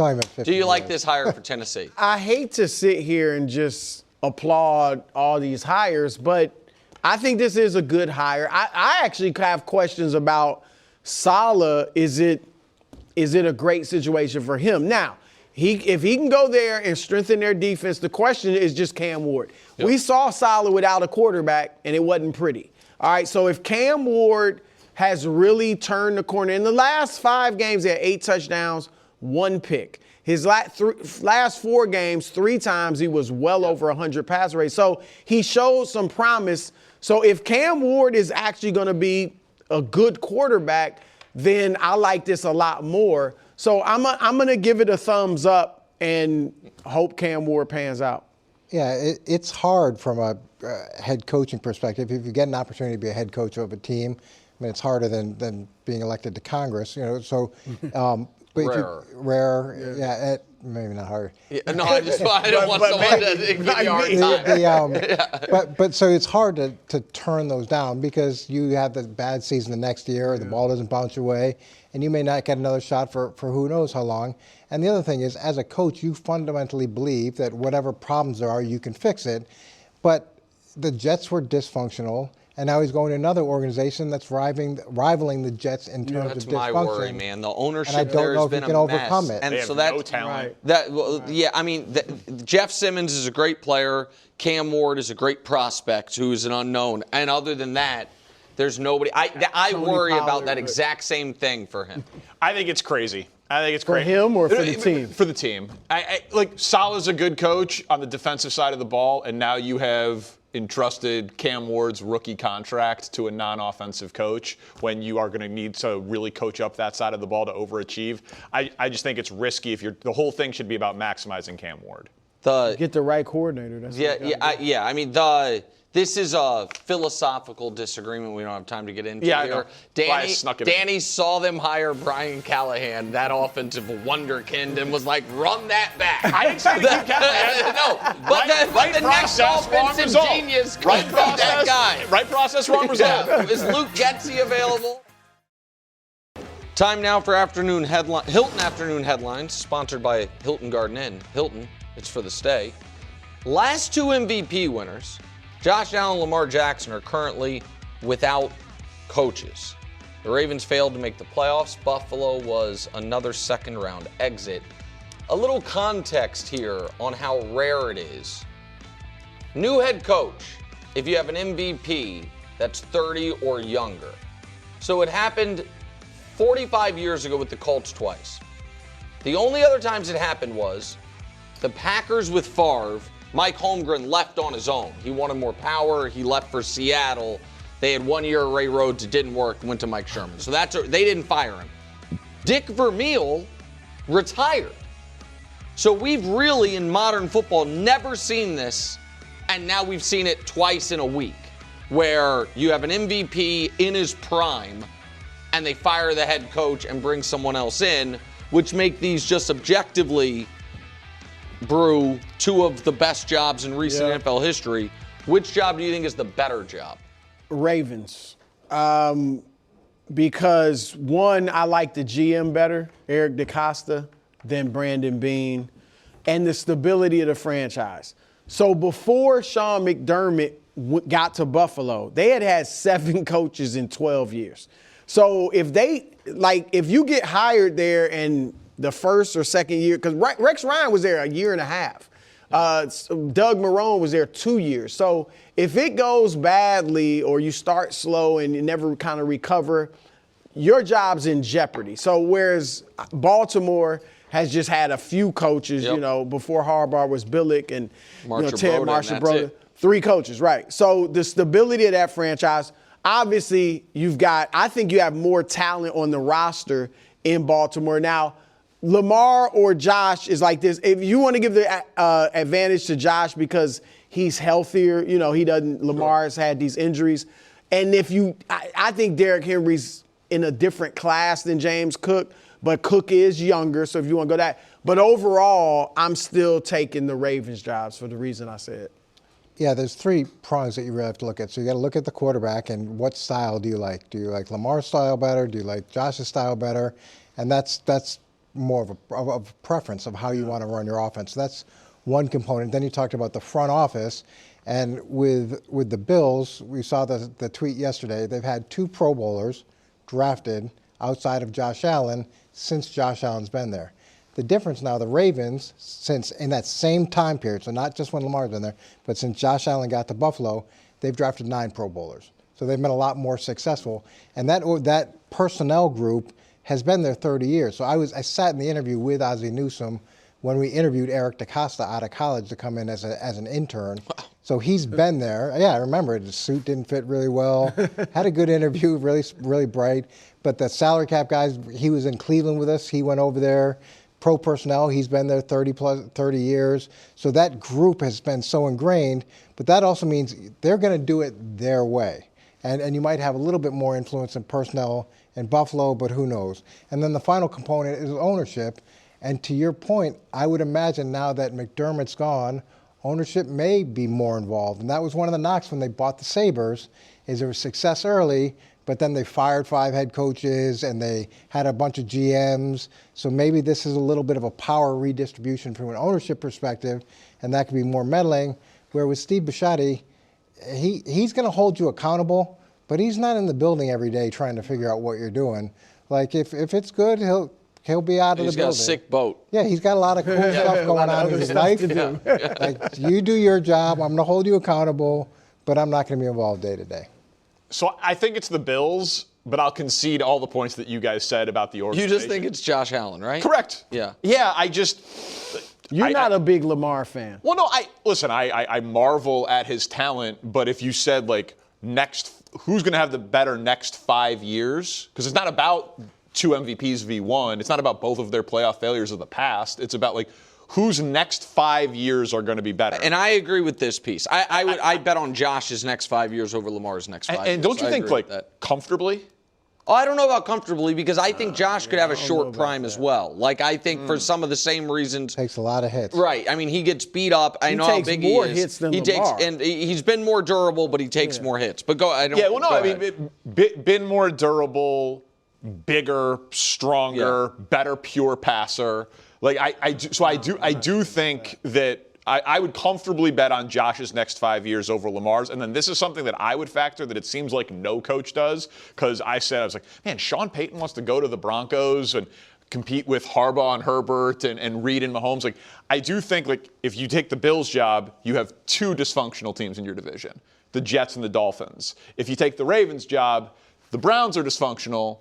The Bengals have Joe Burrow. The Steelers are one of the best organizations in football. It's just the AFC North is a tougher division to win in consistently than the AFC Maybe. East. We don't know. If the Patriots are for real, then you got them to deal with. And right now, nobody in the AFC North, other than the Ravens, the Bengals got Burrow, but there's a lot of I think the Steelers are a black box right now post-Tom. Right. And so I had I would have, and the Patriots have ascended so high. A year ago, I totally would have agreed with you that the Bills are in the worst division in football. Correct. Or the best for them, and the Ravens are in the toughest. It now feels a little more unsettled.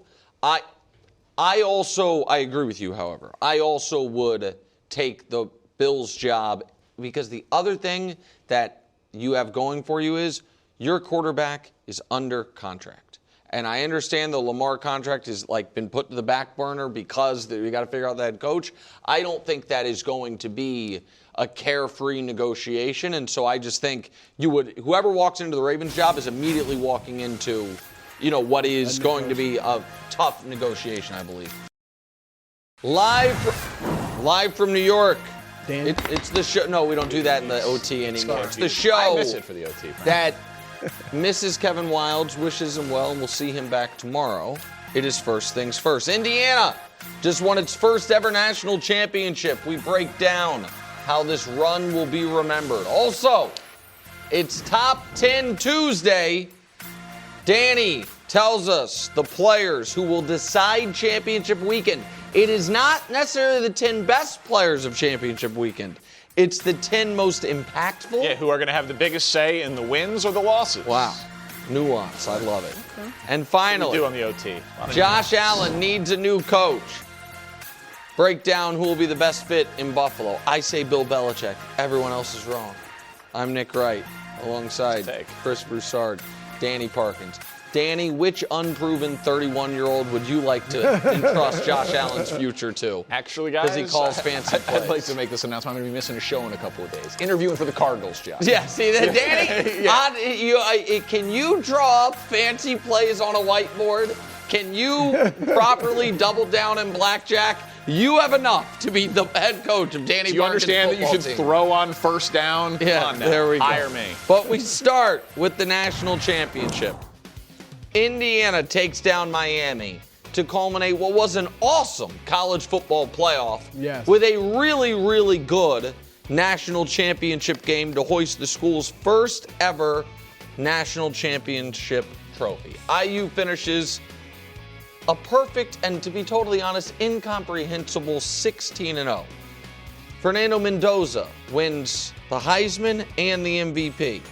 Curt Cignetti gets to finally smile and enjoy a few post-game beers. Here he is after the game. Take a listen. What the outside public thinks, we don't control. It's a great story, tremendous story. Most people will tell you that are in the know. It's probably one of the greatest stories of all time in terms of a team that most people, what we got done. We're going to enjoy this moment, take a day off tomorrow, get back at it Wednesday. We had Curt Cignetti on the show, Big Ten Media Day. Indiana was coming off what was an incomprehensible season last year, going 11-1 before losing in the playoff, but they had gotten blown out.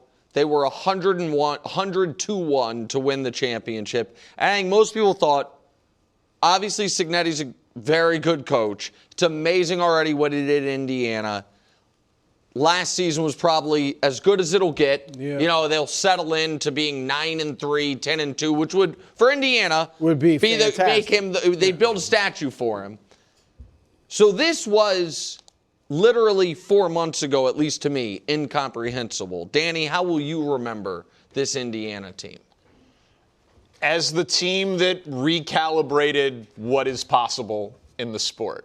This is something that could not have happened before NIL and the transfer portal. It was impossible. They're a basketball school. They did not prioritize football. They did not have the money for football. They did not really care about football. But they get the right coach, and they get the right money backers. I mean, Mark Cuban he's got the money, and he's backing the team. Can I ask something about that real quick before you go?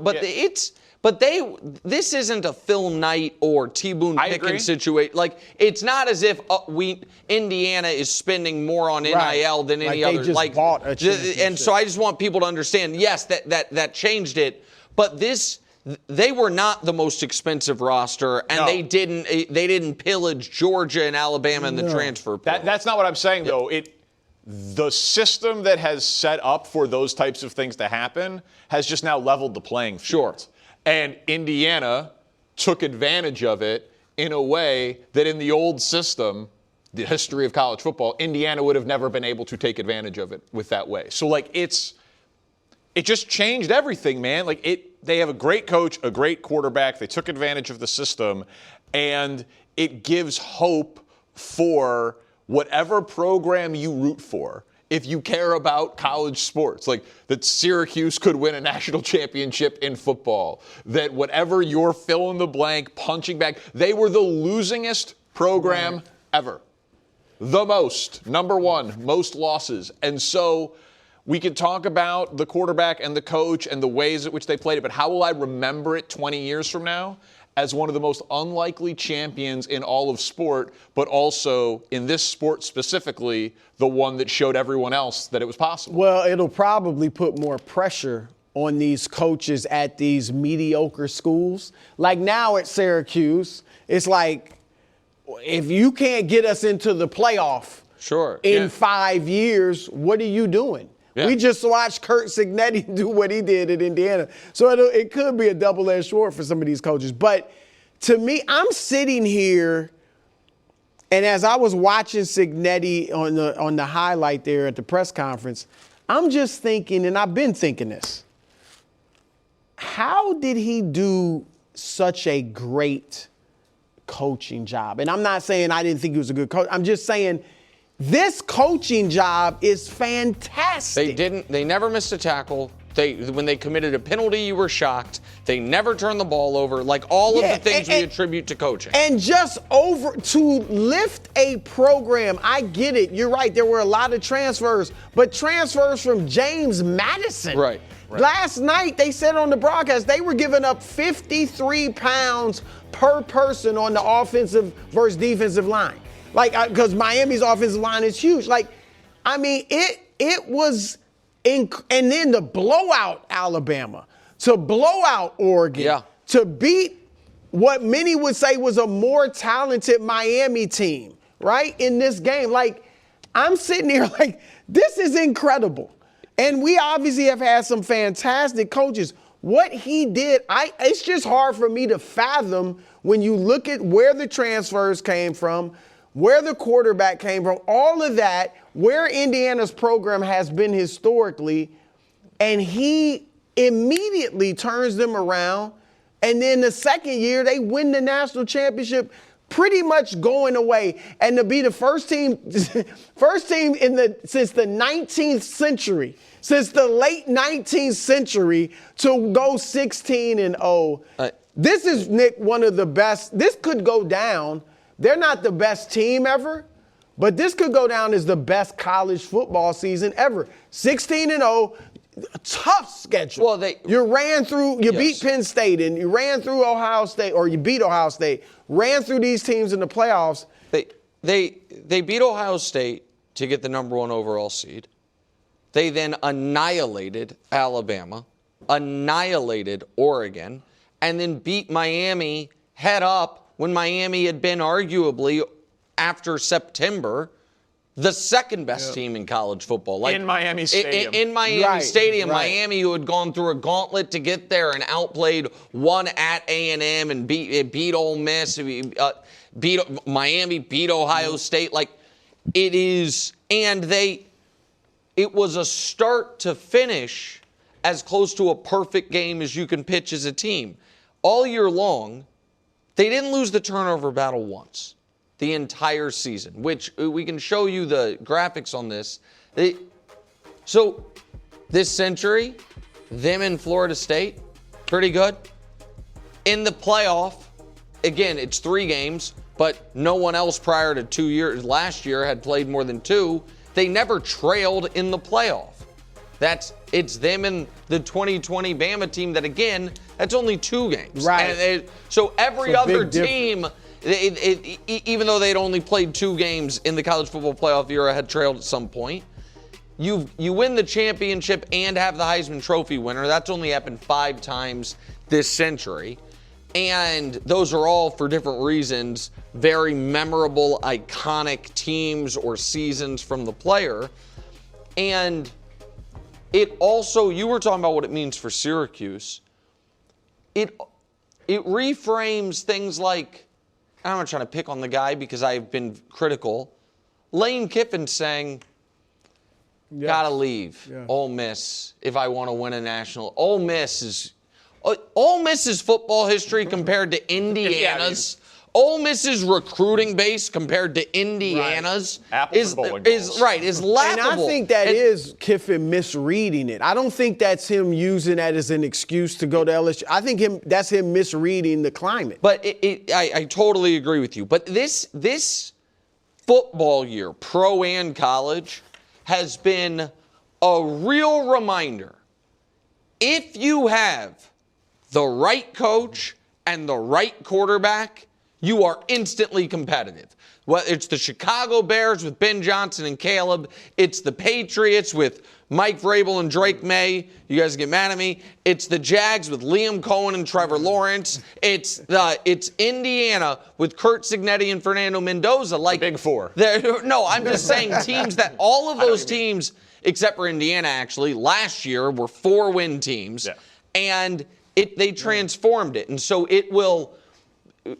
I'm from the Midwest. What Bill Snyder did at Kansas State, which had been the worst program ever, was considered the greatest job in college football history because he took a team from the depths Indiana was at and made them a perennial top 25 team that twice late in the year, it's like, could they play for a national championship? And it's considered the greatest job ever. This guy is 27-2 with a title 2 years in a 3-game playoff. Right. It's not just the whole gauntlet. All right, let's talk about his quarterback for a second before we get to Danny's top 10. So, whole Raiders front office. Tom Brady, our colleague. GM John Spytek. Owner Mark Davis. Head coach might have been in attendance too. We don't know who that is. Who knows? Raiders have the number 1 pick in April's draft. Danny, do you think Fernando Mendoza can turn the Raiders around? Does he seem like a Raider? I don't know. He did drop an F-bomb. He praised God and dropped an F-bomb yesterday. That was shocking. I got to be honest. He is going to be the number 1 pick. I'm almost positive he will be the number 1 pick of the Raiders. But just like his personality and vibe and aura with the history of the Raiders. But who's the last excellent Raiders quarterback? Rich Gannon. Rich Gannon is a very nice guy. Yeah. I'm just saying, optically. You're looking for the next Kenny Stabler? Kind of. I'm just saying optically it's a little weird, but I do think Brady would see all of the things that Mendoza seems to represent in terms of between the ears and what you said about intangibles. I'm sure he's going to be a Raider. I would just say they don't have a lot of talent, and in a year where there are not a lot of quarterbacks, if there is a surefire number 1 pick quarterback, you probably could get 5 or 6 teams bidding on trading up to get him. It makes the pick more valuable, even if he isn't the level of prospect. Because there isn't a second place. That part I agree with. That even if he's an 8 out of 10 prospect versus a 9.5 out of 10, if the second best quarterback is a 4 out of 10, that's me. Does everybody think he's an 8? I mean, this year has been great, and so. But he's clearly the number 1 quarterback in the class. If the number's 2 is Ty Simpson, then there isn't a number 2 that's worthy of a top 10 pick. Well, the odds makers say he is a 70-1 favorite right now to go first overall. Yeah. Right, you got to bet $70 to win one. He's going first overall, probably to the Raiders. I personally would shop the pick. Because if he isn't that level of prospect as like a 10 out of 10 guy, and you might be able to hold the whole league hostage because of how many teams need a quarterback, and we just saw what the Bears did in the trade with the Panthers, and I understand they ended up getting the number 1 pick back for Caleb. It's just, I would not turn in the card today if I was the Raiders, because I do think that you could host a bidding war. No, look, it never hurts to listen and see what you could get, because obviously they need help in a lot of places. But right now, my thinking would be I'm drafting him. I'm not trading the pick. And again, I would listen. But quarterbacks, I don't want to say crapshoot, in the draft. But obviously, it's hard. Nobody is a surefire hit. But he's 6'5", 225. He's got the size. And I love, as you said, Dan, the intangibles that he has. We saw that touchdown run. He's got heart. He's got toughness. He is accurate. He's got, he makes quick decisions. He processes well. Like, the mental things it takes to succeed in the NFL, he does have. And with his size, he doesn't have the strongest arm, but it's strong enough. And his athleticism is athletic enough. So I would go with him and see if I can turn him into my franchise quarterback, because if you get that, then you can put the pieces around him. And they already have a few pieces. Danny knows the Raiders are going to take him. They're going to take him. Danny just doesn't want another quarterback in the AFC West that doesn't melt in the playoffs. Is I've that now it? seen Bo Nix. Bo Nix just played a better playoff game than Justin Herbert's dreamt about. as ever. Fernando Mendoza just played 3 straight better playoff games than Herbert's ever had. We know who Mahomes is. It's just his nightmare. I just don't need these It's just- drive-bys on Herbert. it's I just- haven't brought him up in 2 whole days. Well, yeah, of Just course. his nightmare. All right, Of course you Danny. have it. Time now for Top 10 Tuesday. Just 4 teams remain, which makes a top 10 list of teams impossible. Danny had to get creative this week's edition of Top 10 Tuesday. It's not the 10 best players. It's the 10 players who are going to have the biggest impact on Championship You Sunday. love this. You love Devin Witherspoon. Devon Witherspoon. really? Devon was out of Illinois, second-team All-Pro. Oh, okay. There it is. Illinois is a small piece of it. Listen, Puka about Nacua, Mason. I would never forget about Puka Nacua, but Puka Nacua has dominated the Seahawks in their 2 matchups. But when Witherspoon was the closest guy to him, 1 catch in the 2 games. So he's got Devontae and Puka. He makes a big impact in that spot. If he can limit one of those guys, he's going to be great. Number 9, I'm cheating a little bit. The Broncos running backs. They only had 10 carries last week. They're hoping to get J.K. Dobbins back. If you've got Jarrett Stidham at quarterback, you probably need a little bit of a running game. They were a great rushing offense the first half of the year. Since week 10, they're the 28th ranked rush offense in the NFL. Get J.K. Dobbins back, help out Stidham. That'd be big for them. Coming in at number 8, Jackson Smith and Jigba.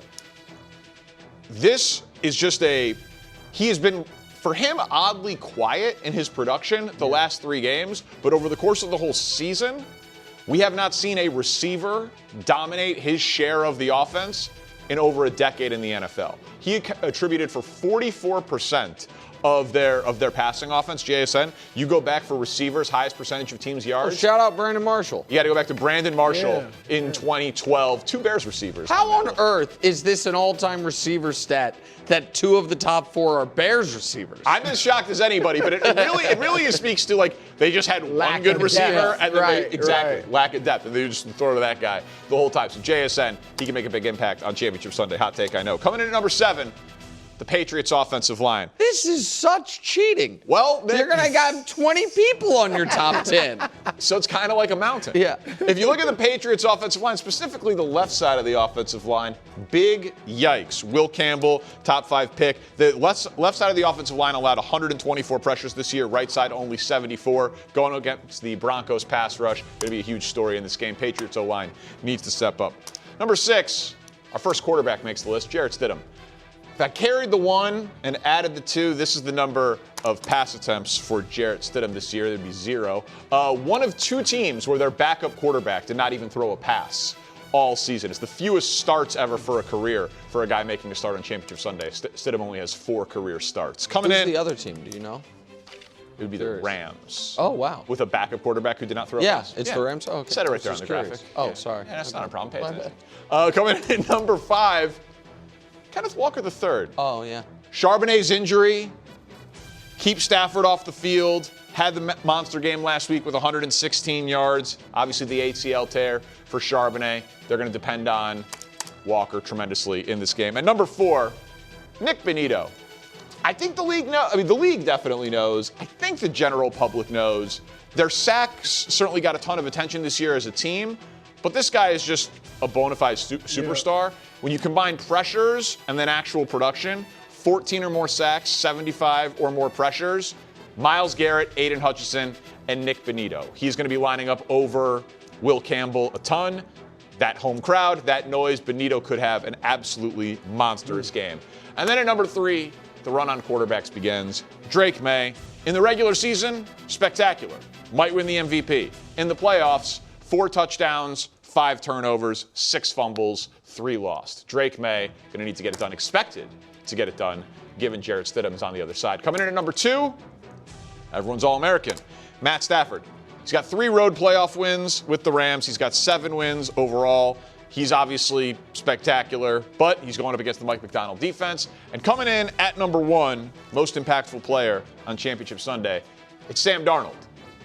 He either changes the narrative completely, but right now he's on this list. Quarterbacks who have struggled in 2 matchups. Lowest passer rating against a divisional opponent, team that you play twice in 1 year. J.J. McCarthy against Green Bay. That's Darnold against the Rams? Yeah, almost saved this one for Pack Stats. It was that good.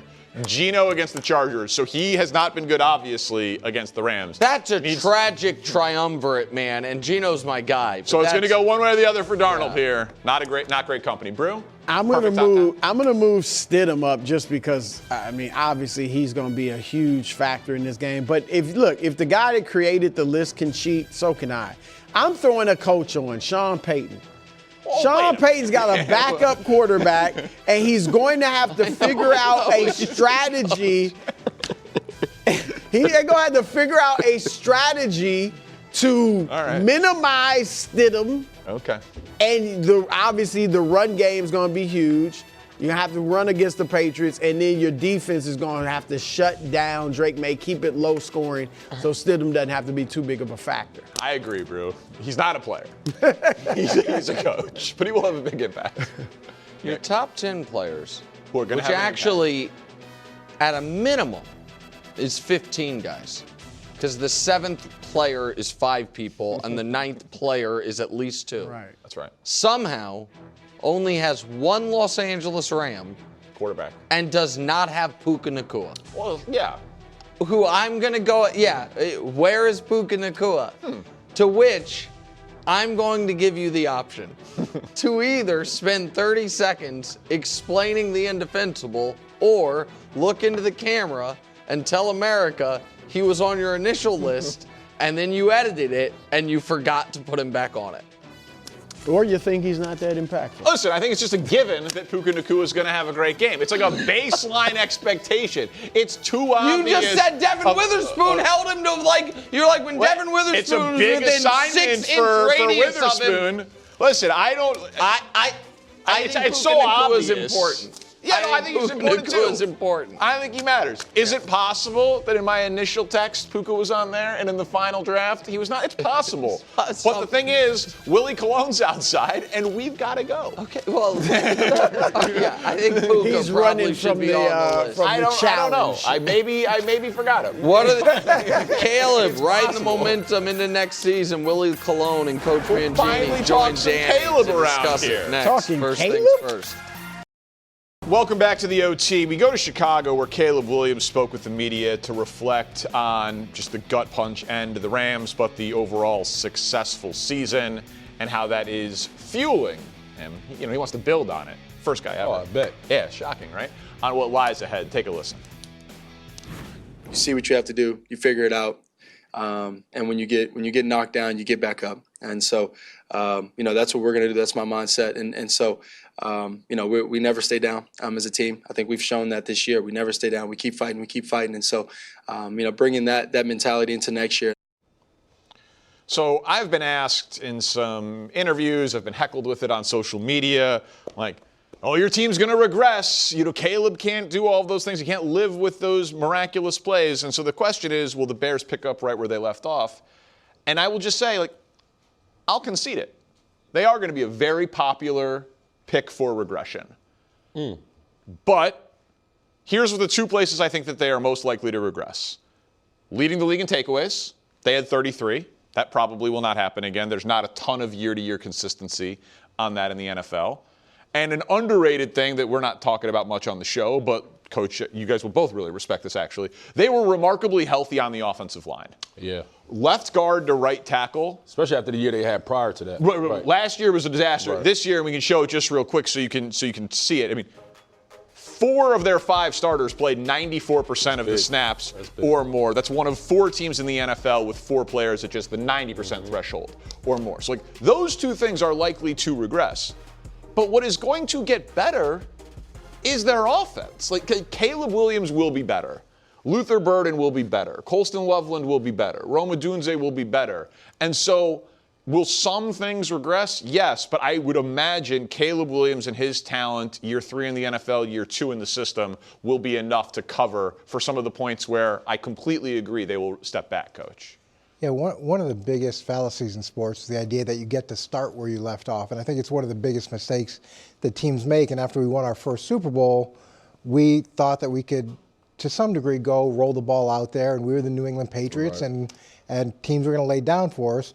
But the truth is that you've got to do all the things that you did well the year before, but you've got to do them better because people prepare for you differently.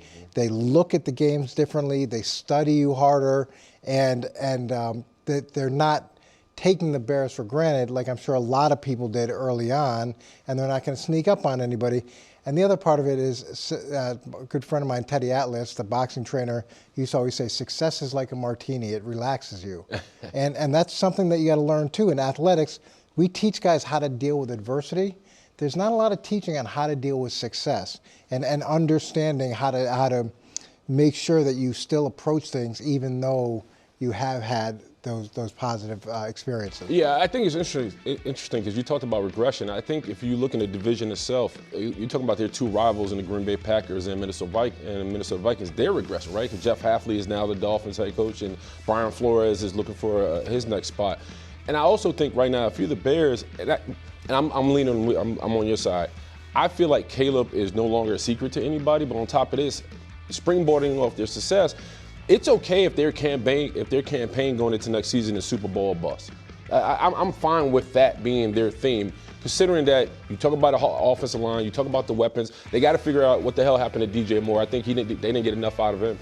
But defensively, Dennis Allen walked into the season saying, hey, this is all we have. It's all eyes on getting Caleb better and revamping this offense. Now you go into this offseason saying, all right, look what we have on defense. How can we make that better? Who are we going to keep? Who are we going to let go? And put some money where they can actually get a pass rush and beef up the interior of this defensive line for the Bears. If that's the case, I feel the Bears can be in the NFC Championship because you got Caleb in year 3 under Ben Johnson's system.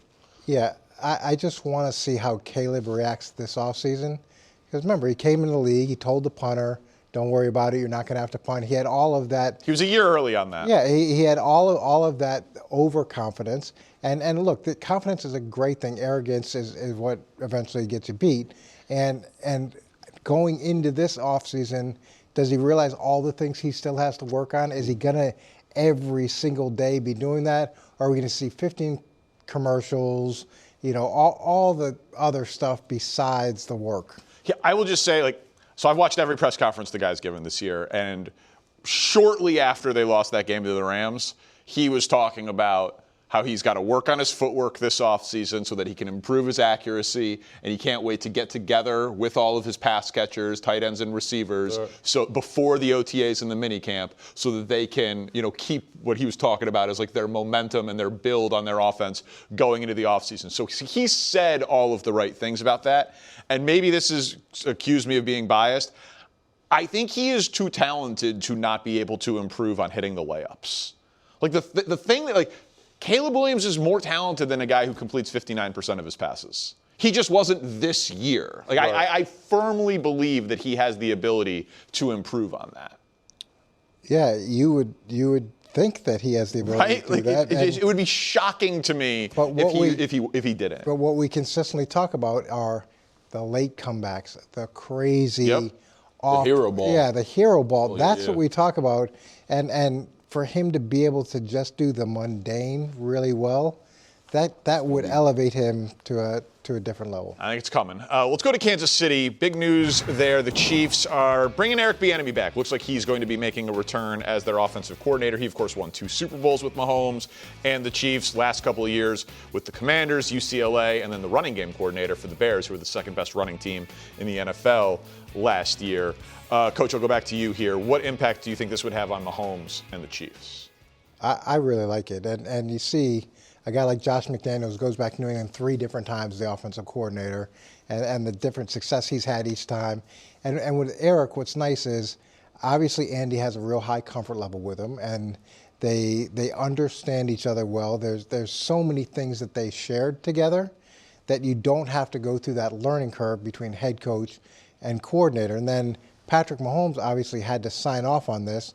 And it's the same thing. When your best player signs off on your offensive coordinator, that's another huge step. And for Eric, what's great is he knows the system. He can bring other ideas in from places he's been, but there's no learning curve for him. He knows how mini camps run. He knows how training camps run. He knows what Andy likes from a meeting perspective.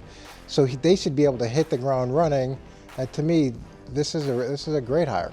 Yeah, I mean, it makes sense. I think two questions I have is, one, how can he get the run game back up and humming? I think that was a big factor when they was averaging 30 points a game when he was the OC. And on top of that, how will he adjust to the new Patrick Mahomes? Patrick Mahomes, this is the biggest injuries he's dealt with in his career. I don't think he will be as mobile. I think you have to now wrap the playbook around what he can do in current time. Because when he was young Patrick Mahomes, he was a menace. He was the baddest in the land. I don't know what version we're going to get, so that's going to be an adjustment for Eric Bieniemy. And I think also, Andy Reid is he has the final say on what comes off the sideline, right? That was the biggest knock against Eric Bieniemy when he was looking for a new position was like, yeah, you had the install, you drew it up, but did you give the final say? It all went through Andy Reid. So how much power will Eric Bieniemy now have as the new OC coming into this campaign? So I like it. I love Eric Bieniemy. I've always been a fan of him. Obviously, I liked him as a player, honestly, when he was with Colorado. But overall, man, I thought he's done a hell of a job. Hopefully he could work with this time around. So I've covered two NFL teams, like in the cities, the Chiefs and the Bears. So those are where I know most of the people that I know in the NFL. And the people in those organizations will tell you about Eric Bieniemy, that some of it is the coaching piece of it, like the stuff that you would traditionally think in an offensive coordinator. But you're right, Andy Reid calls the plays. Right. He might say that other guys, he calls the plays. But Eric Bieniemy is one of the great, accountability coaches, that he coaches stars hard. Like Travis Kelce speaks on, the impact that he made on him. He doesn't coach the tight ends, but Patrick Mahomes, he is a guy who coaches everyone hard and is very intense and all of that. And then the results are undeniable. And so we'll just show you the results because it's a lot of firsts. He's there during the firsts, and he's not there during the middle of the pack stuff. But to your point, I don't really believe that is because they lost the genius of Eric Bieniemy. I don't. Is that a causation or correlation thing? I tend to think it is more correlation than causation. So I would have been interested in Andy Reid going outside of his circle of trust. Well, here. can I? Was Tyreek Hill on that team? For 4 of those 5 years at the beginning, that was a big piece of it. I mean, so you're talking about explosive plays, and you're talking about dialing up things that can really fit the strength of that team at the time. This is a different roster, right? And so this is what he now has to be accompanied to. No run game and no explosive plays, and you don't know what's going on with Travis Kelce. Those are all question marks he's going to have to answer going into this. Yeah, he doesn't have a magic wand, but it is a really good fit, and they should be able to hit the ground running. Yeah, I'm just saying, I don't think he's going right back to firsts. I don't think Eric Bieniemy brings you back to firsts across the board, but I know everyone in Kansas City is thrilled to get him back. Tons of coaching news coming up here, including names circling around on who gets to coach Josh Allen. We'll make our suggestions coming up on the OT. Thanks for hanging out with us on the OT. We go to Buffalo, where big news, the Bills, of course, fired head coach Sean McDermott. And now, about a third of the league had openings. Some have already been filled, though. Jeff Hafley, as you mentioned, to the Dolphins, Stefanski to the Falcons, Robert Saleh to the Titans, and John Harbaugh to the Giants. So still 6 openings, and the question is, who do we want to see get the prized honor of coaching Josh Allen? And I will say, separate here into 2 things. My gut tells me it's going to be Brian Daboll. I would be surprised if this job, it's so good if it goes to a first-time head coach. I'd personally be surprised by that. And Daboll and Allen having such a great relationship, and Daboll having head coach experience, that makes a lot of sense. But I do think that with what Josh Allen has had going on offense, he kind of is the offense at this point. This is the type of place where a defensive-minded coach would be fine, and I know McDermott was a defensive coach. Yep. Brian Flores in Buffalo is a very scary combination because you're not going to have all of the talent and all of the resources on Buffalo's defense because of what you've poured into that offensive line and Josh Allen. So a defensive coach who coaches up everybody, Brian Flores would be my pick of all of the available candidates coach in Buffalo. Yeah, it's interesting. Brian Daboll not only has a relationship with Josh Allen, he's been there, so he's got a relationship with ownership. He knows the building. He also grew up in Buffalo, And he could be, I mean, he's Mr. Buffalo. He loves Buffalo so much. So I think that's all really positive stuff. But there is an element of selling it to the fan base of, okay, here he got let go during the season, and we let go Sean McDermott with all the accolades that he had because we feel like we need to go get someone who can get us over the edge in the playoffs. So how do you manage that dynamic with the expectation of the fan base? Not that I think it's a bad fit, but I think that's a little bit tougher stuff. If you were in charge of the hire, though, what hire would you make for Josh Allen? Well, that's a tough question because I would interview a lot of people and make sure that we got the right person. Obviously, the relationship that Brian has with Josh is fantastic. And to some degree, I'll give Josh or Brian the same credit with Josh early in his career of helping develop him, help him become the player that he is, similar to the way that Josh McDaniels is doing that for Mac Jones now. Or did it for Mac Jones and now is doing it. Yeah, for me, I like Chris Shula. I like him a lot. Young head coach, young potential head coach, and also he started with Sean McVay. But what I like about him is that he's worked in multiple capacities: linebacker coach, pass game coordinator. I mean, he's pretty much done it all. And now you implement him in a system where Josh Allen, to your point, is I think he's an autopilot. I think we know who he is and what he's capable of. But a lot of the help they need in Buffalo is on the defensive side. This is where he can wear multiple hats. And I think right now, Josh Allen, especially with the new stadium and everything that comes along with Buffalo, he needs a new young face to relate to. And I think they have that in Chris Shula. Hopefully, maybe it could happen. Man, a first-time head coach getting that opportunity would be pretty incredible. Do you have a preference on where Sean McDermott lands of the six openings? He can't get the Buffalo job, so I guess the 5 openings. When he took the job, how many years had it been since Buffalo had gone to the playoffs? 18? Yeah. Something like that, yeah. Yeah, he had one playoff appearance in 17 years, and it was his. And how many years has it been since the Jets have gone to the playoffs? They didn't been in since 2010. 15. Yeah. 15, yeah.